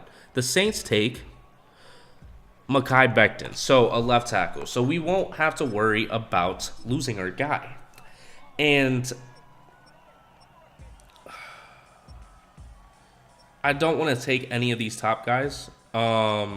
Free safety, we have Eddie Jackson. I think we're pretty set. In all reality, we're pretty set. I think we can get Jonathan Taylor with confidence. I think we can. Elusive back fills up our halfback role for at least the next 5 years. And he's going to join the team as he was a B, ranked 13th, and I drafted him at 25. Hidden development, though, that's what I care about. I'm definitely going to play with this team at some point soon, for sure. But we're going to go to the end of the draft. Maybe one of the playoff games, if we make it. Surfing tidal waves, creating an ocean, opening Frankenstein's brain. Over here! Finding a dodo bird, painting a continent, driving our sisters insane. Phileas! As you can see, there's a whole lot of stuff to do before school starts its flaw? Come on, Perry. So stick with us, cause Phineas and Ferb are gonna do it all. So stick with us, cause Phineas and Ferb are gonna do it all. Mom! Phineas and Ferb are making a title sequence. Bam. All right, anyways, Tristan Wirfs is a 72. Oh, no. We might have made a mistake. Oh, no. Jonathan Taylor's a 76, though, so that's great. That's fantastic. That's exactly what I needed. That is, without a doubt, exactly what I needed. Okay, so we're going to simulate to the start of the season so we can see the lineup, and then we will just keep going. We'll keep going because at this point, I mean, we literally have to draft in every draft because they do not give us any free agents, and I don't know why. The 2021 draft class with Jamar Chase and Patrick Surtain and Micah Parsons. Oh, man. This is going to be tempting. This is going to be tempting to try to trade up into. It's going to be very tempting, but I can't do that right now. I probably won't show you this one. It's probably going to be the same, if I'm being honest with you. Because I plan for defensive end to stay that. More because of Micah Parsons. Now, my 2-star, I think, is going to be corner again.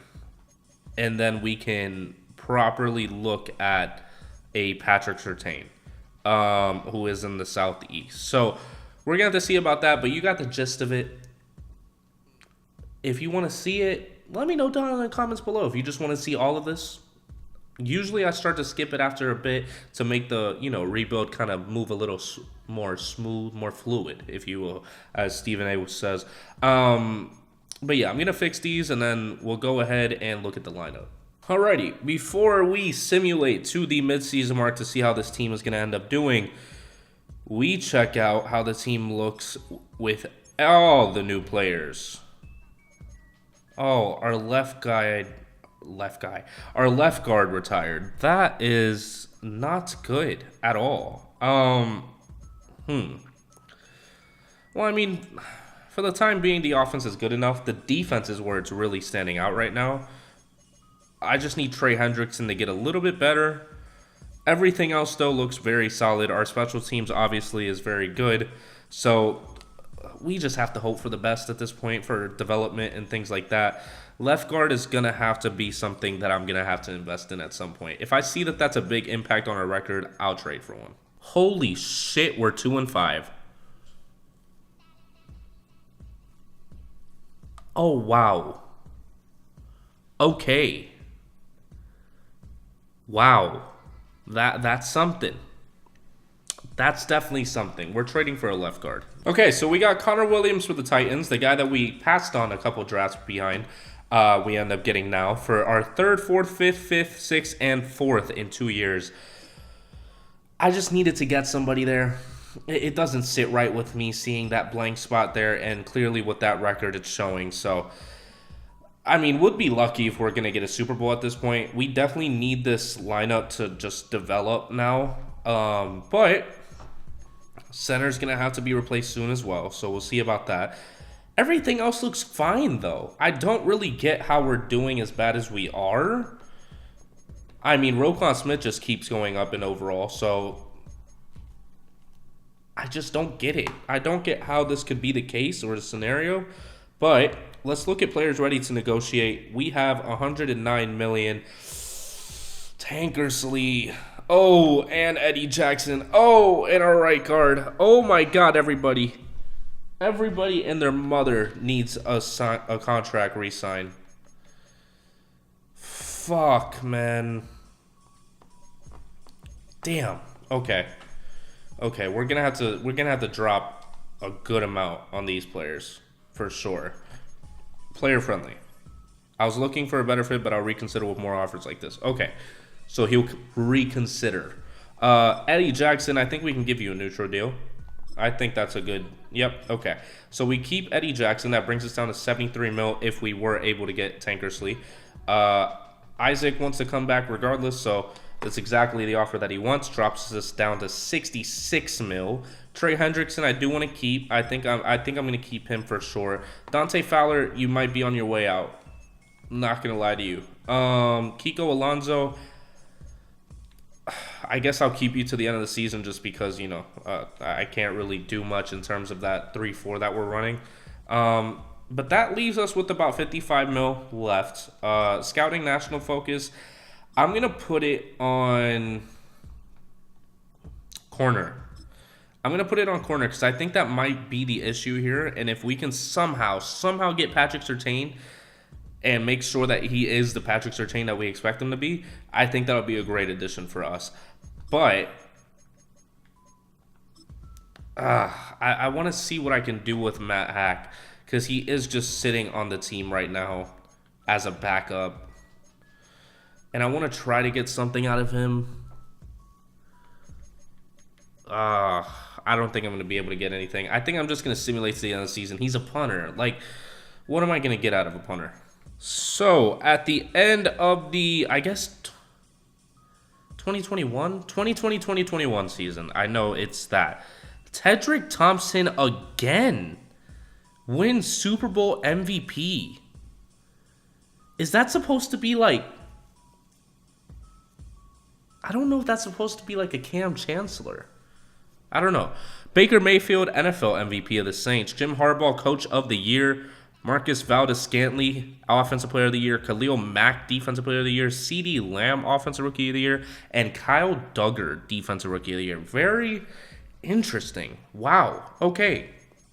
So, mock draft is the first thing that I'm going to look at because I need to see where we're at and I need to see what players are supposed to be going before us. They have Patrick Surtain dropping to the 8th spot, but they have us taking Greg Newsome. I think I'd be willing to trade up to be able to get certain players like a Patrick Surtain or a... I'm going to have to move Micah Parsons because why is he middle linebacker? I mean, I'm not going to move him right now. I'm going to move him when he benefits me. Jamar Chase is also intriguing, but that's just another wide receiver. I guess I'll have to see what falls to me because at this point in time, we don't have any extra picks in this draft to be able to trade up. So we'll see what happens. All right, so we're going to end up getting Tankersley back. He has a little bit more interest, so hopefully it ends up being a little bit better for us. I'm going to give him a player-friendly deal, and hopefully he takes it. That's a good offer. I'm glad we got the deal done. I don't know why the cap is fucking up. 82 mil left, though. Kiko Alonso's down to a 75. Either we're going to have to get a defensive tackle or a middle linebacker in free agency. We need something to fill the void. But we're going to stimulate to the next week, and we're going to see if this free agency is any good. Because I'm seeing a trend in them, and I hope it doesn't continue. Oh!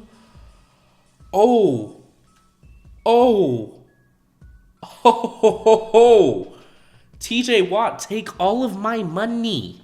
Take all of my money, bro. Take all of it. I don't care. A 7-year deal? We'll make it an 8-year. We'll make it an 8-year deal. I don't think we can even make it 8. Okay, player-friendly deal. Let's see what it puts us at. Puts us at the same spot. We're at the top. We're at the top spot for TJ Watt. Oh my gosh, that would be insane having him on the team. Oh my gosh, that would be insane. Kyle Juszczyk, I want you long-term. So let's do it player-friendly. Kyle Juszczyk, you replace Devlin. I mean, Chris Boswell, you're also tempting. I mean, there goes Patrick Mahomes, a star. So not as good as what he has been. Okay, so we're just gonna go balls to the wall here. I'm not gonna lie to you. We're gonna go balls to the wall. We're gonna go ahead and try to get Beckwith here. That brings us down to 17 mil if we're able to get him. And then we're going to pay Chris Boswell. That's going to bring us to 10 mil, which is fine. It's fine. It's completely fine because I think at the end of the day, I'm going to have to pay Beckwith a little bit more if I'm going to want him. Who do we have at left outside linebacker? Roquan. So that's not changing. God. It's so insane seeing that. Defensive tackle, not really anything that's going to make a change on our team, except for maybe Nazar Jones. Middle linebacker, though. Beckwith is probably our best case scenario. Let's try to pay him as much as we can. We'll pay you. We'll pay you very player friendly. Let's try to really make it hard for him to reject us. Okay, it's not. We're not making it hard. Okay, how about a 4-year deal? Let's make it 5.5 and a 9 mil bonus. 9.5. That should put us in the same realm as the Saints. It doesn't. Okay, let's do it again. Let's make it 10 mil in 5.5. So now we're more in the race for Beckwith. If he ends up not taking that, I get it. Whatever. It is what it is. TJ Watt, man, please. Please. Please. I would get on my knees right now. Begging for TJ Watt to come to the Dolphins. I don't know why it gave me a tutorial when I turned that off. Okay, because I'm pressing the wrong fucking thing. Oh, yes. Yes, we fucking got him. TJ Watt is on a 7-year deal with the Miami Dolphins on a $230 million bonus. Kyle Juszczyk is joining the team, and Chris Boswell as well. Beckwith ended up going to the Saints. I mean, I can't really do much. I mean, they were giving him way more than what we are giving him. I did not even see that. Wow. We're going to try to get Duke Riley. Fuck it. Let's fucking do it. Let's fucking do it. Because then I'll move either Roquan or Duke to middle linebacker. Let's do it. Join the team. Make it easy on us. Let's go. Let's fucking go, dude. That's exactly what we needed. Superstar. TJ Watt as a superstar X Factor. I mean, we're going to be set, bro. I mean, yeah, our cap space is about to get fucked whenever we have to re-sign players like Lamar Jackson and things like that. We're going to have to adjust accordingly. But I want to make a full-fledged attack at the Super Bowl this season. That it would be insane to be able to do that. So looking at the draft, cornerback is still a need. So getting Patrick Surtain would not be a bad idea at all. We could also go for Jamar Chase, but that's not really a need. And now we have all our linebackers, so in all reality, we're fine there. I think, to me, I want to get Patrick Surtain. I definitely want to get Patrick Surtain. Now, it's where is Patrick Surtain going to go is the real question. I'm going to try to trade up as far as I can, and wherever I end up landing is where I'm going to have to pick and just kind of pick the cornerback where I go. We practically have a dev tray on every starting player. Jarvis Landry's down to a star, which, I mean, I guess we'll figure out another day, or not another day, another time. Because I think he's about to be on the last year of his contract. The last year of his contract, I might have to pack his ass up. Because I'm not paying him $35 million to be a 7 overall, because I feel like he's going to take a nosedive. I can either do that or I trade him now for a first-round pick and get Jamar Chase and Patrick Surtain. Oh my gosh, I'm cooking. Look at this defense, man. Look at this defense. I mean, how do you get much better than this other than corner? You can't get much better than this. We sent the house to get these players. Okay, well, Jarvis Landry's getting packed up at the peak of his value because he's about to go down. With a first-round pick in 2 years, a third-round pick in 2 years, 2030 is going to be a struggle in terms of everything. Because I think a lot of contracts are going to be up then too. But second-round pick next year for the second overall pick in this draft, which leaves me to want to trade up again with the other pick. And, I mean, if we're going to give up this much, we might as well just keep going. Okay, well, we just gave up our 12th and a second-round pick in 2 years. The second-round pick maybe was a bit of a stretch. I probably could have gotten more out of that trade, to be honest with you. I kind of clicked on it without thinking. But we have the second and fifth pick now. So let's just hop in. Let's just get in there. We have -7 mil in cap space. So that's going to be an issue going forward. But we're going to go ahead and pause the draft. Let's see what the Patriots take. Trevor Lawrence. Oh, thank God. I was actually scared that they're going to take Jamar Chase. I had legitimate concern. Okay, So, initially, we're going to take Jamar. We're going to take Jamar Chase first. And that much is clear because he is going to be taken before our next pick, for sure. So, I need to be able to make sure that he's going to be on our team. For some reason, his speed is good, which makes no sense. But come to the Dolphins. You're replacing a what? 16th? Okay. All right, bro. Sure. The Bengals... I mean, I'm not going to be able to see it because they took the damn draft board away. There we go. The Bengals take Kyle Pitts. Okay. Okay. The guy that really nobody expected to be a bust, you know? The Chiefs take Jalen Waddle. Okay, so that leaves us to be able to take Patrick Surtain after giving up basically our whole future for this specific draft because I am confident in this draft and basically I'm not crazy about the other ones. Yeah, I'm not crazy about the other ones. Patrick Surtain, I have faith in you. I have faith that you're going to bring what we need to this team, and I think that you're going to be hidden depth. Ranked 10, we got him at 5. He has hidden dev. He has good stats. I think that he's going to bring what we need to this team for at least this year.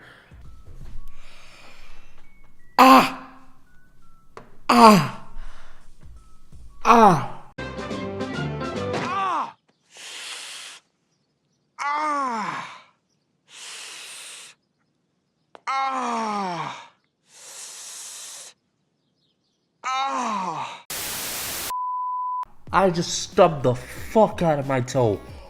Oh my god. So the lineup now is going to be... Wow, okay. Holy shit. Holy shit. Okay, wait, because we're still missing people. We're still missing people. Jamar Chase is going to be playing behind those two, but I think he's going to end up developing a lot quicker than they did.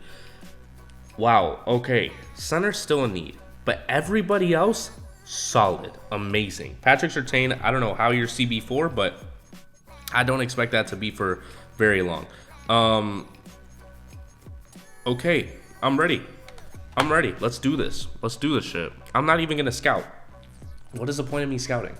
What is the point of me scouting? I could get a center somehow, some other way. Let's just do this. Let's do this shit. Let's just sim to the end of the season. Let's get this shit going. And let's fucking win a Super Bowl, dude. Yeah, see, I'm not crazy about this draft. Aiden Hutchinson would be the only one, and I already signed TJ Watt.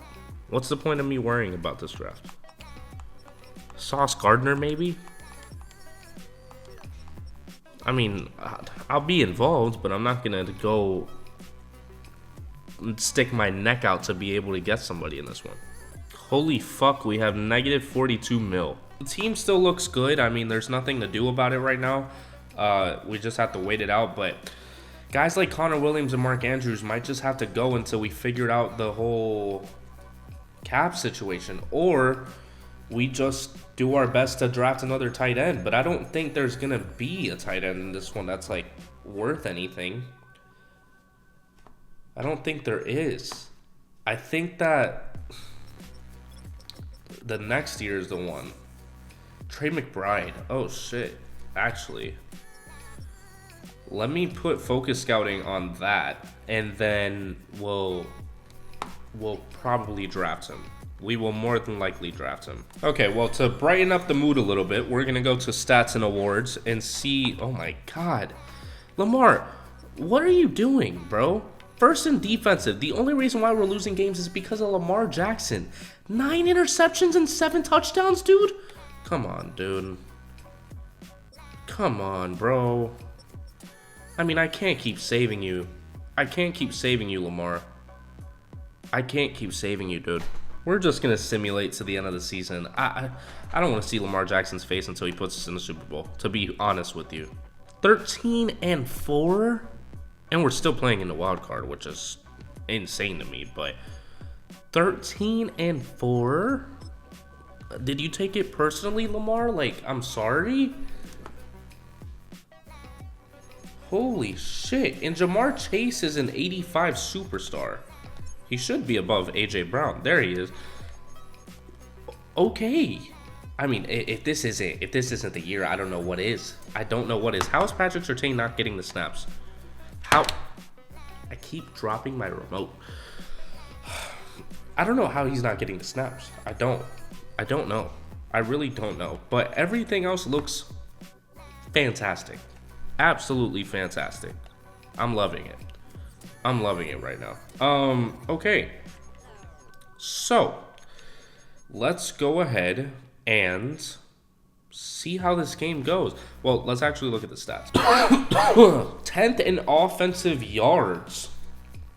Wow. And first in defensive the entire year. That is fantastic. I'm glad we drafted the way that we did. He only threw 4 more interceptions for the rest of this season. So, he picked it up. He picked it up for sure. Jonathan Taylor got 840 yards and 10 touchdowns. Receiving, Terry McLaurin had 1,100 yards. A.J. Brown had 900. And Jamar Chase had 800. While all of them had a good amount of touchdowns to complement. But defense, Buchanan with the most tackles, Chase Allen with the most TFLs, and Duke Riley with 16.5 sacks. Holy shit. Roquan Smith had 3 interceptions. Okay, this has to be the year. This has to be the year. Let's simulate through. Actually, let's see what the roster looks like. Let's see what the roster looks like since we're here. We know what ours looks like for sure. Bradley Chubb, Justin Herbert, Jamal Adams, Leonard Williams, Rashard Robinson, Ed Oliver Jr., Marcus May, Jerry Jeudy, Tyra Williams, and that's really about it. Okay, let's see if we can get the job done. Go ahead and simulate this game. And who's going to move on to the division round? We are, and we're facing the Texans. Ooh, the Texans. Can you stop moving? The Texans have DeAndre Hopkins, Deshaun Watson, Jadeveon Clowney, and that's a three-headed monster in itself. I mean, Deshaun Watson before the sexual harassment, 99 overall. Now, we have to harass Deshaun Watson and not let him win. AFC Championship hopefully is going to be the Dolphins and not a sexual harassment case player. And we do move on to the AFC Championship and facing not the Oakland Raiders, the Las Vegas Raiders. I think they were Las Vegas at this point. I think they were. So we're going to keep it that way. And we're actually going to hop into this one and commentate on it because we need to see how this team is going to do against a team that has Khalil Mack, Derek Carr, and Rodney Hudson at the top 3. All right, and we're going to start off with the ball, and we already are getting a first down with A.J. Brown as Jonathan Taylor is doing his thing in the backfield, and we are going to continue making our way downfield with Jamar Chase getting a 26-yard reception, but we fumble it, and they get the ball back. Jordan Howard, I haven't heard that name in a while, but our offense was showing up. We keep fumbling the ball. What is up with Jonathan Taylor's ability to hold on to the ball? We're down 3-0 because of 2 fumbles. I mean, come on, dude. We can't be doing this. 4th and 11? What happened to the start of the game? We had so much momentum. 3rd and 13, 4th and 13, 3-0. We still can't do anything on offense. This is insane. 3rd and 9, 1st and 10, finally. Come on, let's keep it going. There we go. 17-yard reception by A.J. Brown. A 5-yard penalty because of Laramie Tunsil. 2nd and 15, 3rd and 2, and we lose yards. Okay, we get sacked by Mario Edwards Jr., but we get the tie game anyways, so that's good. A penalty on Rodney Hudson, clearly a false start. 3rd and 9, 4th and 8, we get the ball back. So we have to be able to capitalize. There we go. A big reception. We're moving downfield with the run, and we end up finally getting a touchdown, and it's to Jamar Chase. Number 80 is weird. 10-3, as the Raiders are trying to answer back. Are we going to allow them to do so before the half? No, we're not. 10-3, and they're going to get the ball anyways. So, 3rd and 3, 4th and 8. makes us get the ball back. Marquette King is still in the game, or in the league. 3rd and 2, 1st and 10. We're continuing to have this momentum that we need to continue to have. And we made the field goal. Chris Boswell, 56-yarder. Holy. 13 to 3. A big penalty by Justin Simmons, bro. You can't be doing that. And then we're giving up 3rd down, 1st downs. And they get the touchdown with Amari Cooper, making it a 13 to 10 game. We need to be able to answer back in some fashion. I'm going to jump into the game for the 4th quarter. Let's do it. For offense. I'm not doing defense. Here we go. Finally being able to play with this team at its full strength, because at this point, next season, I don't think that we're going to be... Oh my gosh. Somehow getting it off. A.J. Brown gets to the 33-yard line with a great reception to start it off. 13 to 10. Oh, let's cut inside. I thought I saw a bigger hole going there, but I think they just collapsed on me more. Jamar Chase has the possibility of getting open on this if he's able to get inside. But we don't have enough time. We don't have enough time, Pouncy. Come on, dude. Oh my god, I just threw a pick. Oh my god, he dropped it. Okay. Cool. 4th and 13. That's a tough one, but I'm going to have to go with Chris Boswell. I am going to have to go with Chris Boswell. Why are all of them having exclamation points? Holy shit, I missed that by a mile. Wow, that went fast. Okay, great. And they get the game-tying field goal. Fantastic. Perfect. Perfect, Jonathan Taylor. Absolutely perfect. There we go. There's the dot. There's the dot to Terry McLaurin to put us at the 3. And we're going to have either Lamar Jackson or Jonathan Taylor run this in. I'm going to do a strong toss to see if we're able to make it. We have Kyle Juszczyk blocking. I mean, it should be an easy run-in. It should be. That's a good block. And we get in for the touchdown to make it 20 to 13. And hopefully we're able to get the ball back. 4 minutes and 13 seconds left. We just have to run this clock out, to be honest with you. I'm not going to be risking it at all to be able to get more points or anything like that. Jonathan Taylor bouncing like a pinball. 4 minutes left. Oh my gosh, Lamar. I was trying to be a good quarterback and not run the ball, but it's almost too tempting to not run. Here we go. Can you block? Are you incapable, Mark Andrews? Oh my gosh, beautiful. Right there for the first. 2-minute warning. Let's go. Oh my gosh, A.J. Brown. I was so focused on finding the gaps that I didn't even think about commentating. A.J. Brown has insane speed for what they said that it was going to be. I think we just put the dagger in him. I mean, we could do it even more, but I'm going to do a QB kneel. I'm going to be nice and have Lamar Jackson take victory formation with 33 seconds left on the clock. That is absolutely beautiful for us. And they're going to call their timeouts. Okay, you're going to make me go with trying to just absolutely demolish you right now.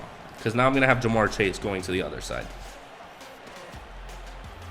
Oh, what the fuck? Oh, what the fuck? I thought that it was like a whoop-de-wop.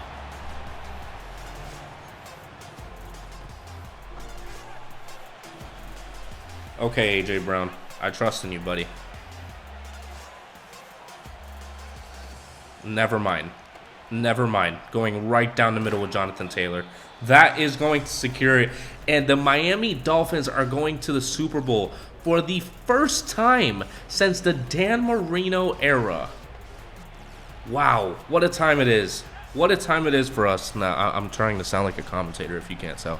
But what a time it is for the Miami Dolphins with a loaded roster. I mean, come on. This is insane.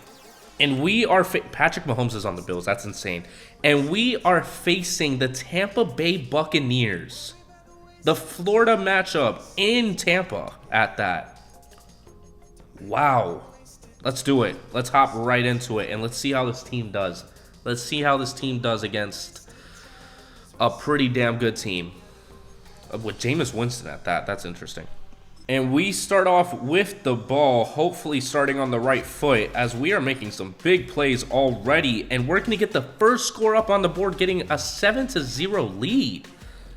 Wow, 7-0, and the Bucs are trying to do something here. 3rd and 18, 4th and 15. They're gonna have to punt it right back to us. As 3rd and 5, 4th and 5 makes us have to punt it back to the Tampa Bay Buccaneers. As Jameis Winston is trying to find anything to do, but Clyde Edwards-Helaire is their running back. 2nd and 6, heading into the second quarter, and they're getting some first downs, slowly but surely, but we are seeing them making their way, and they're at the 2 with the 15-yard penalty on Dexter Lawrence, and they end up getting a touchdown with Clyde Edwards-Helaire, making it 7-7. This is already a competitive Super Bowl to begin with, and hopefully we can stay in it. 2nd and 8, 3rd and 8, 1st and goal with Mark Andrews getting the big reception, the possible departure candidate of the team. But Jonathan Taylor gets the touchdown as it is 14-7, and we're getting the ball right back, and we need to be able to do something with it, not just give up. Vita Vea still ended up being on the Bucs, which is interesting.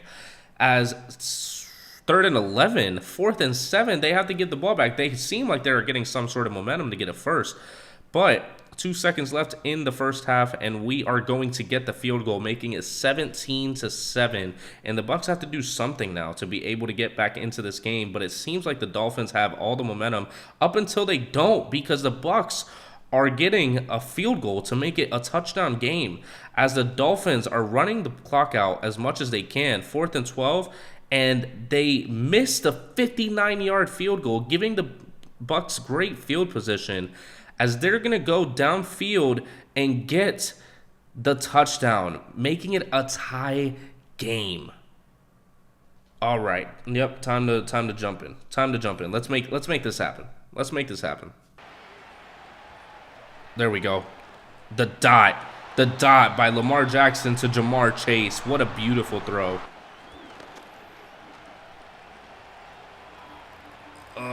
There we go. Enough yards to get us close to the first down.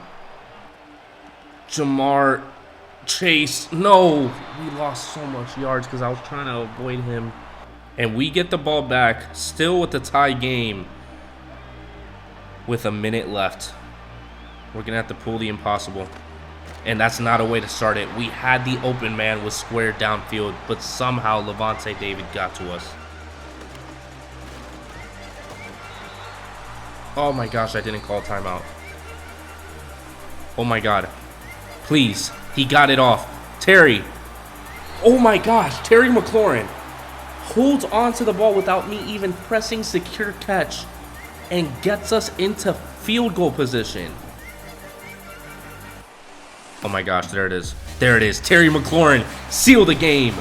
And we're going to end up winning the Super Bowl in their home field. They had everything going for them in this, and they're going to end up being the ones getting the L in this Super Bowl. And the Dolphins are going to win their first Super Bowl since 74, maybe 72. Oh my gosh. Wow, finally, the Dolphins win a Super Bowl after many years of rebuilding since the Jay Cutler era, and now having a full roster just equipped to be able to compete for it. And I mean, they're gonna have to take advantage of this window that they have, because it's pretty limited, and we're gonna have to see what we can do to fill in some gaps that we're not gonna be able to fill. And with us winning it, Lamar Jackson gets Super Bowl MVP, Patrick Mahomes had NFL MVP, Antonio Pierce had Coach of the Year, Gabriel Davis had Offensive Player of the Year, Khalil Mack Defensive Player of the Year, Zach Wilson Offensive Rookie of the Year on the Chiefs, and Jamar Johnson Defensive Rookie of the Year. Wow. 2022, the year of the Miami Dolphins winning the Super Bowl. And now we have to see what there is to do about figuring out our signees, because we are in the negative. Everybody's interested to come back, and I wish that I could bring them back, but there's literally no way for me to re-sign them. There's absolutely no way for me to re-sign them, which sucks. It really sucks. Let's see if we can restructure some contracts. Let's see if we can do that. Let's try to restructure some contracts and make it to a point that it goes all the way to the end, like TJ Watt, per se, and try to make that happen. This season, TJ Watt's contract would not do much. Next year, we're supposed to have... Wait, so what's causing us to have so much... limitations? I don't understand. I don't think any amount of restructuring is going to help us out, to be honest with you. So that's unfortunate. I wish that we were able... I wish that we were able to keep those guys, but I don't think that's going to be possible. And we might as well just simulate, because there's no point... We're gonna have to see what to do about this draft. We're gonna have to see what to do. We either go with the left guard or we go with the tight end. And Trey McBride is an option, but Trey McBride is probably gonna be what we go with. Fuck. Yeah, we're gonna have to go with the tight end. Yeah. Bride right here and right now. And it's a B-. I mean, you gotta take what you can get. A normal development is crazy. That's insane. That's insane. We might start stimulating a little bit quicker just to get this, going. We're about to get to a point that, we're just gonna probably be going to the playoffs more than anything, even without a left guard. But let's simulate to our next user pick. I was not expecting Trey McBride to be normal dev, which, I mean... I guess coming out of the draft it was like kind of expected, but let's see. Let's see what we can get here. Cade Otton dropped to round 4. So did Romeo Doubs. Wow, a lot of these players that you wouldn't expect dropping here dropped. And there's no... Ooh. His pass block is so bad. I think I'll go... Oh, Terrell Bernard. Who do we have at left outside linebacker? It's TJ Watt, but I'll do Alec Pierce. I'll do Alec Pierce to fill out the offense. Hopefully he ends up being at least somewhat decent. That's a C, normal dev. Not a great draft. I think we're going to start heading into a cold streak right now. And now we have the draft of Bryce Young, CJ Stroud, Devin Witherspoon, Will Anderson, Paris Johnson Jr., I mean, we could honestly trade Laramie Tunsil at some point this season and possibly get a left tackle. Oh, Jahmyr Gibbs. That would be intriguing. There wasn't really any impressive left tackles. For some reason, I don't know why I was under the impression that there was, but not our issue right now. We're focused on winning another Super Bowl. We're focused on going back-to-back is the real issue here. So let's go ahead and look at the roster. I'm not going to worry too much about the scouts anymore. There's not really much that we can do other than what we already know to do. So Laramie Tunsil, okay, hold on, because now they want to take my boy Trey McBride out the picture. Trey McBride is going to be Jamar Chase. I swear Madden just tries anything. Ooh, Pouncey retired. Ooh, our offensive line. Ooh, that's not good. Oh, God. Sorry, Trey McBride is now starting for us. The defense is really the thing that's holding us down. Damn. Oh, man. Oh, man, this is going to be tough.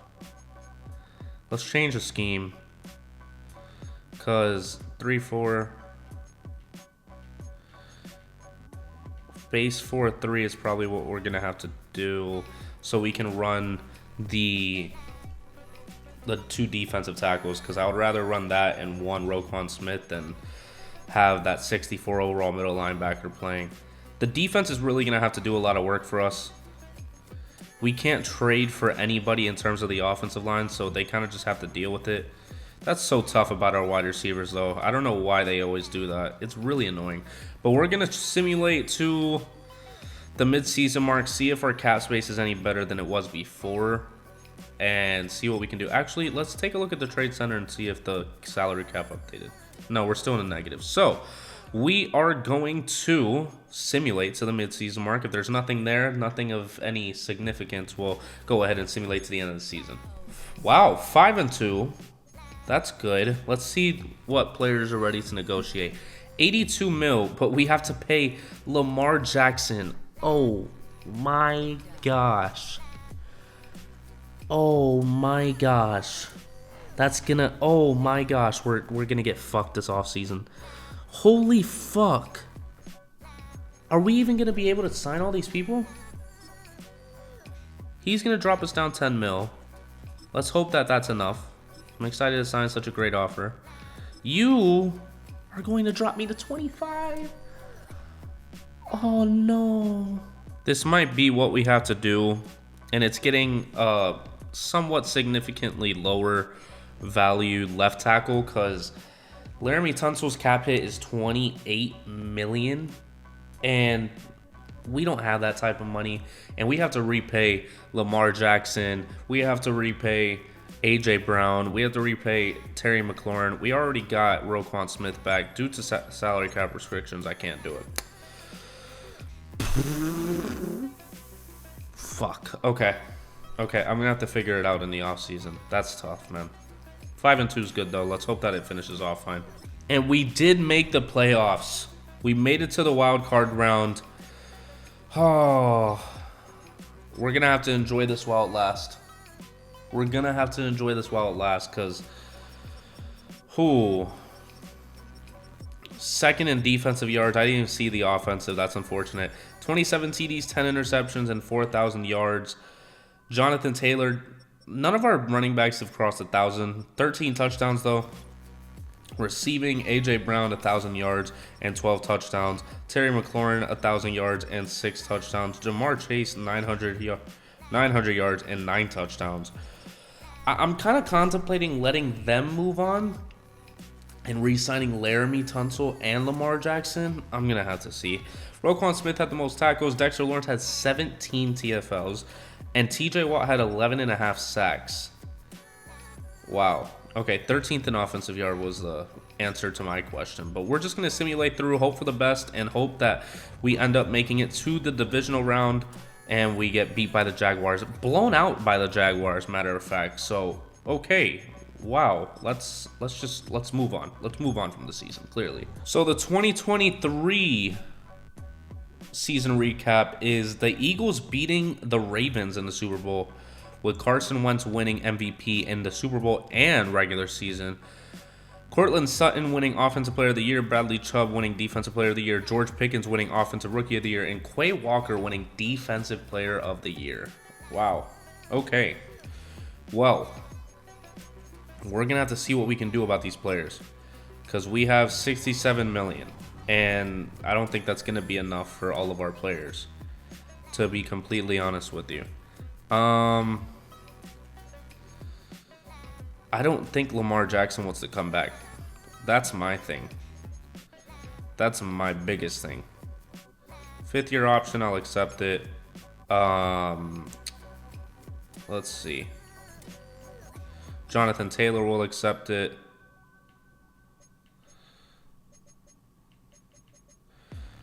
And then we have Terry McLaurin and AJ Brown to worry about. These other guys are probably not going to be a worry. We'll probably sign the right guard to a 1-year deal.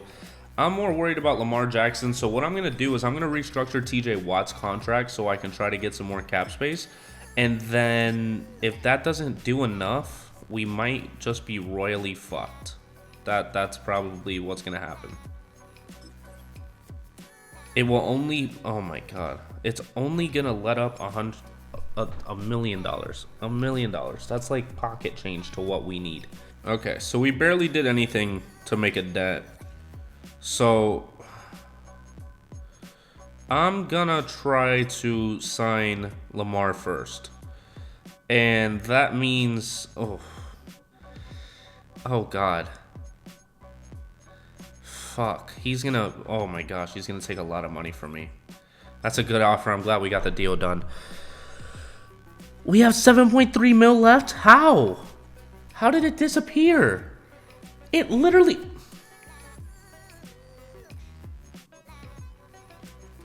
We're so fucked. We're so fucked. We're so fucked. Yeah, we're fucked. It's over. It's over. The dynasty's over. The rebuild is over. We might as well just sim through everything else. It's over. Yeah, I can't re-sign anybody else. I can't re-sign anybody else. How is that even a possible thing? That it takes that much money from me. I'm just going to sim to the damn draft. There's no point in me doing free agency. I'm going to have 7 mil. There's no point. There's no point. I had to figure out what to do about Lamar Jackson. Maybe if I get like a fucking haul of picks, I'll do it, but so I'm packing up Lamar Jackson. I think it's time. I think he got us the Super Bowl that we wanted, the Super Bowl that we needed as a Dolphins franchise. But I need to do something. I need to change something. The fact that he is taking up 50 million of a cap hit makes me feel, unfortunately we can't consider the offer. It will put us over the salary cap. What do you mean by that? How about if you give me somebody back on your salary? You're paying Jacoby Brissett $53 million? Okay, how about this? They got AJ Brown, those scumbags. Why would it put us over the salary cap?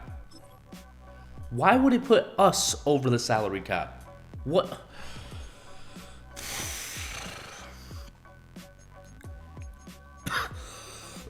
Oh, Duke Riley's a superstar X Factor too. Why can we not consider it? I'm not understanding why we can't consider it. Okay, I give up. I give up. I literally had this trade set in place and ready to be able to move on from Lamar Jackson, and they're gonna make me stay with him. I forgot that this is the draft that we have no picks. Fuck that, dude. Fuck that. Fuck that. Ooh, this is a good one. This is a good one. I definitely give up Lamar Jackson for this one. I would definitely give up Lamar Jackson to get these picks. I'm definitely doing it. That's the thing. I'm like guaranteed to do it. I'm not even gonna waste time stopping at the midseason mark. I'm gonna go to the end of the season. You're not gonna see anything probably because I don't think we're gonna have any players to re-sign. All right, cool. So we still have 15 mil left in cap. And I don't think I'm going to re-sign anybody else. So that means that we have to pack up at least Trey Hendrickson, maybe Chase Allen. We'll have to see. We'll have to see. I'm tempted to tank, if I'm being honest. I mean, we're 4-3, so it's like, is there really a .2 tank? I don't know. I don't know. But draft picks, we have our picks, so we could get more by getting rid of Lamar Jackson right now. And our right end in Trey Hendrickson. So we could see. We could definitely see. Ooh, 99 overall Joey Bosa. That's tempting. Deion Jones 99 overall?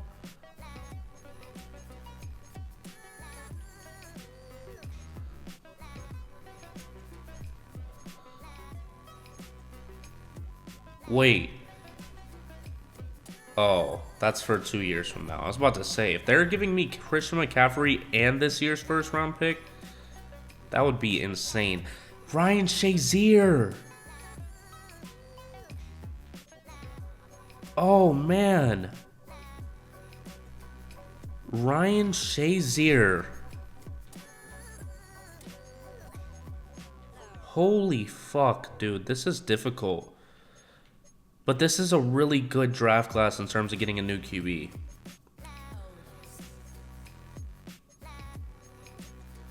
Fuck, Joey Bosa's tempting, but I'm not going to do it. I need to get a haul of picks. I need to get a haul of picks and somehow be able to get 3 first-round picks and maybe 3 second-round picks if possible. Because that would be insane if I'm able to do that. And if I'm not, I'll slowly take off the seconds. We don't feel we could afford to move a player at right now. What do you mean?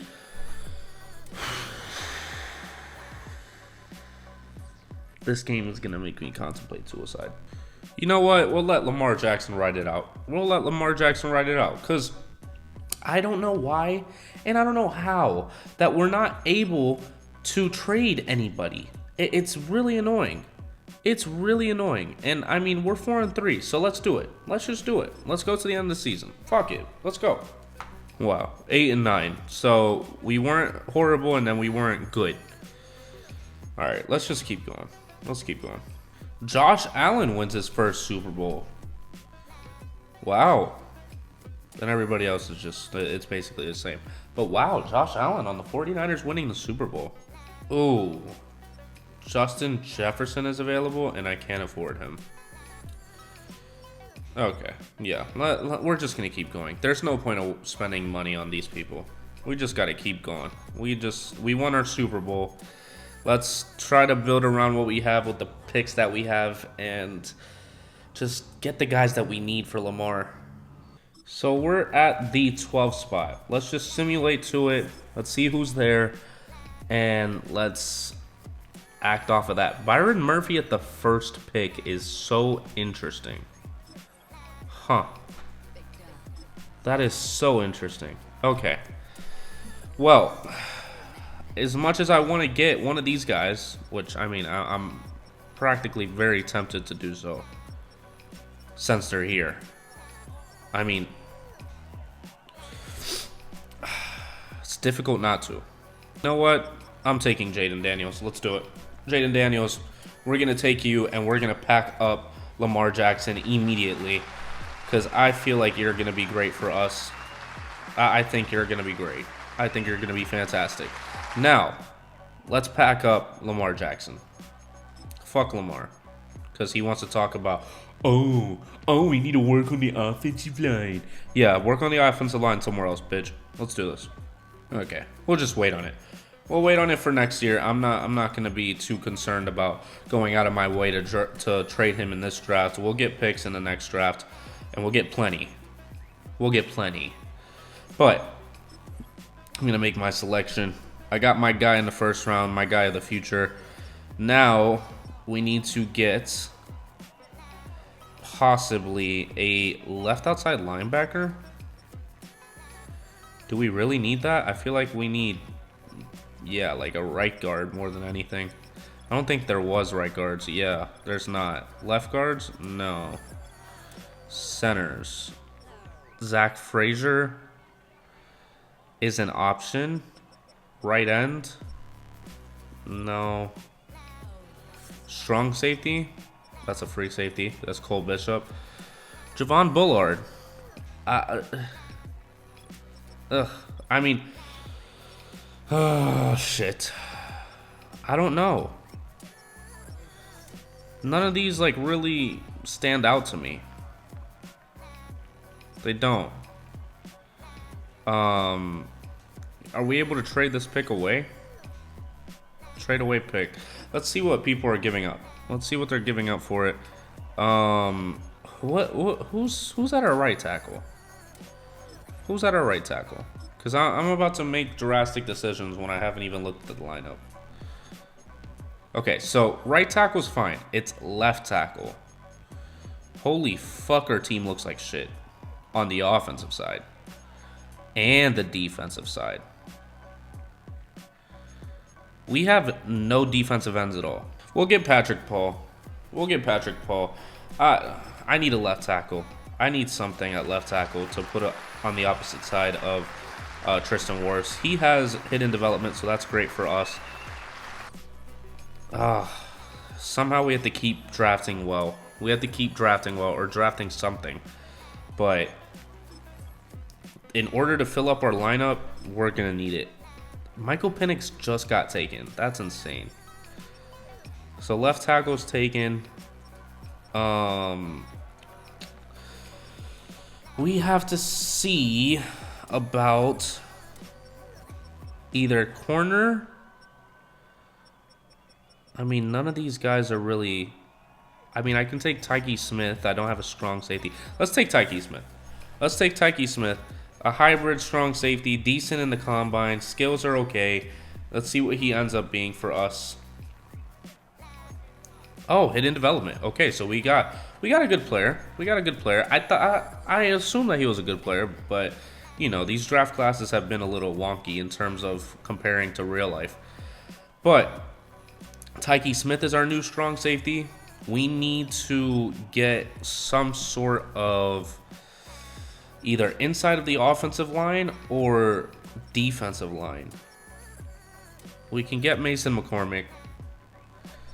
start filling that out. I don't see any defensive linemen. Yeah, I'll do McCormick. Oh, he's hitting development too. Wow. Okay, I'm hitting on these. Let's go. Okay. An agile center. This seems a little auto-generated, but we'll take a chance on him. Oh. Oh. Not a good pick. Not a good pick. Not a good pick. But he'll fill up the center spot. That's what we needed. And the new lineup has Jaden Daniels as a backup, McCormick as the left guard, Patrick Paul at left tackle. The line is absolute shit, and so are the wide receivers. So, and with us not really having a defensive line, that doesn't make it any better either. I'm very tempted to pack up Lamar Jackson for Joey Bosa now. Let me see if I can actually trade him. Okay, I think it's clear. We're going to go with Justin Jefferson. On top of that, we lose $40 million off the cap hit. And on top of that, we get a first-round pick in next year's draft, third-round pick, seventh-round pick, and a sixth-round pick. And we're getting Justin Jefferson to put next to Jaden Daniels. Yeah, thank you. Thank you for that, buddy. So this is the last draft class that we're going to have. And I'm contemplating utilizing those picks that I just traded for to get players because I'm trying to push for one last Super Bowl, right? And that means that I have to try and get as many good players as possible. So we have to restructure everybody's contract. That means everybody. I don't care how much it costs. I don't care what it takes. We're going to do everybody. Because at the end of the day, we need as much cap space as possible. And each one of these players are taking a pretty significant amount of money from us, which is fine, I guess. But, you know, this is probably going to be the last season of the rebuild. Because if we win a Super Bowl, this is the last season. I'll say that. If we win a Super Bowl, this is the last season. If not, I don't know how we're going to figure it out because we have a lot of players on the last years of their deals, and it's a whole lot. It's a whole lot for us to only have one more season after. So let's see what we can do in terms of trading certain things for certain players. We have to first look at what we need because now that we have Justin Jefferson on the team, that's going to help Jaden Daniels this season. So we have Justin Jefferson and Jamar Chase, both LSU boys. Alec Pierce at wide receiver 3. We have Jonathan Taylor. Center, right guard. Defense needs defensive line. Defensive line and cornerback. So anything that we can get for those, I'd be happy. I would like to get a better offensive line. If it costs too much, then I might not do it. That's the thing. That is the thing. But we got a lot of money from what we just did. So let's see what happens in terms of getting an offer with certain things. So with this, we can get Tippmann at center just off of the strength of it being a first round pick. Okay, I'm going to do what I have to do, and then I'll be back to show you whenever I decide on something. Okay, so we're going to trade all of our secondary picks in this draft for Pat Elflein. That gives us our center, right? That gives us what we need at the center position. And it's about $8 million, so, I mean, that's fine. That's fine for right now. But now we can utilize this first round pick. And I know what I'm going to get out of this one in a way. So I almost hesitate because I could add more and maybe put like a 2-3-4 and see if it'll amplify anything and get us a little bit better players on the offers. I could do left guard, but it's more of a long-term commitment with that guy. Jermaine Johnson would be cool.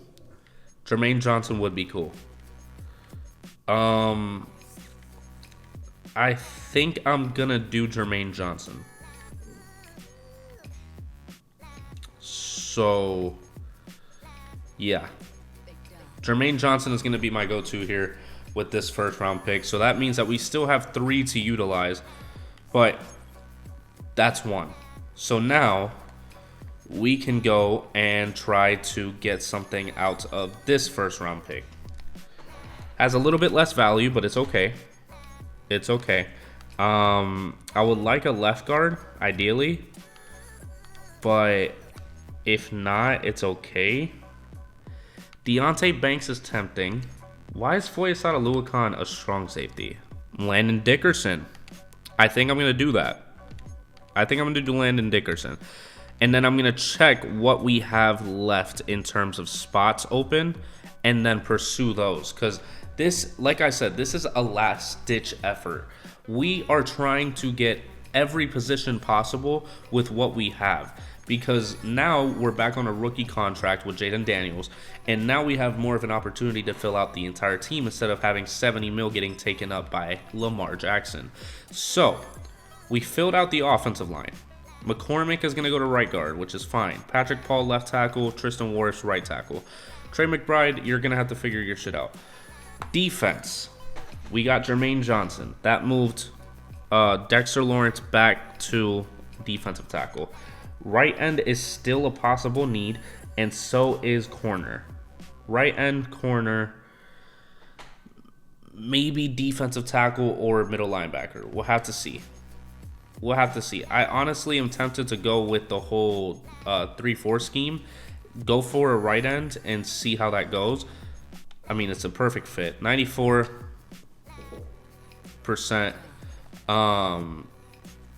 And then I'll move Spectre up to play next to Roquan Smith so he can get his playing time.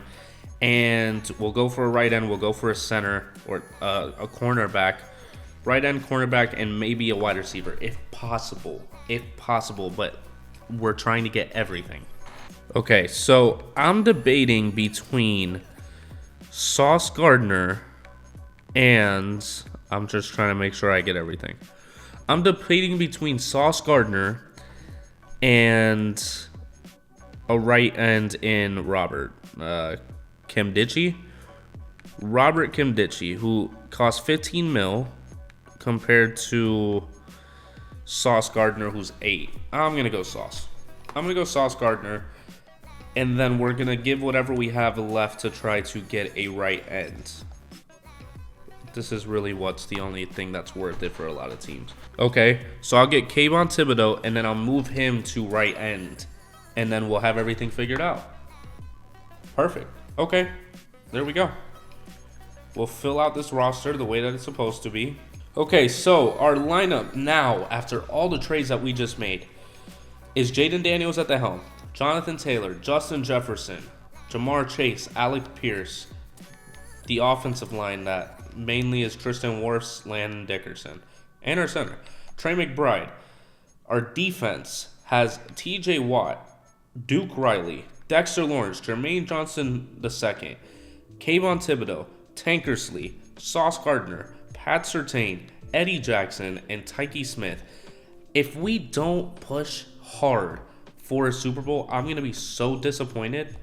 So disappointed. Negative 64 million. Yeah, this is the last season. I'm not even looking.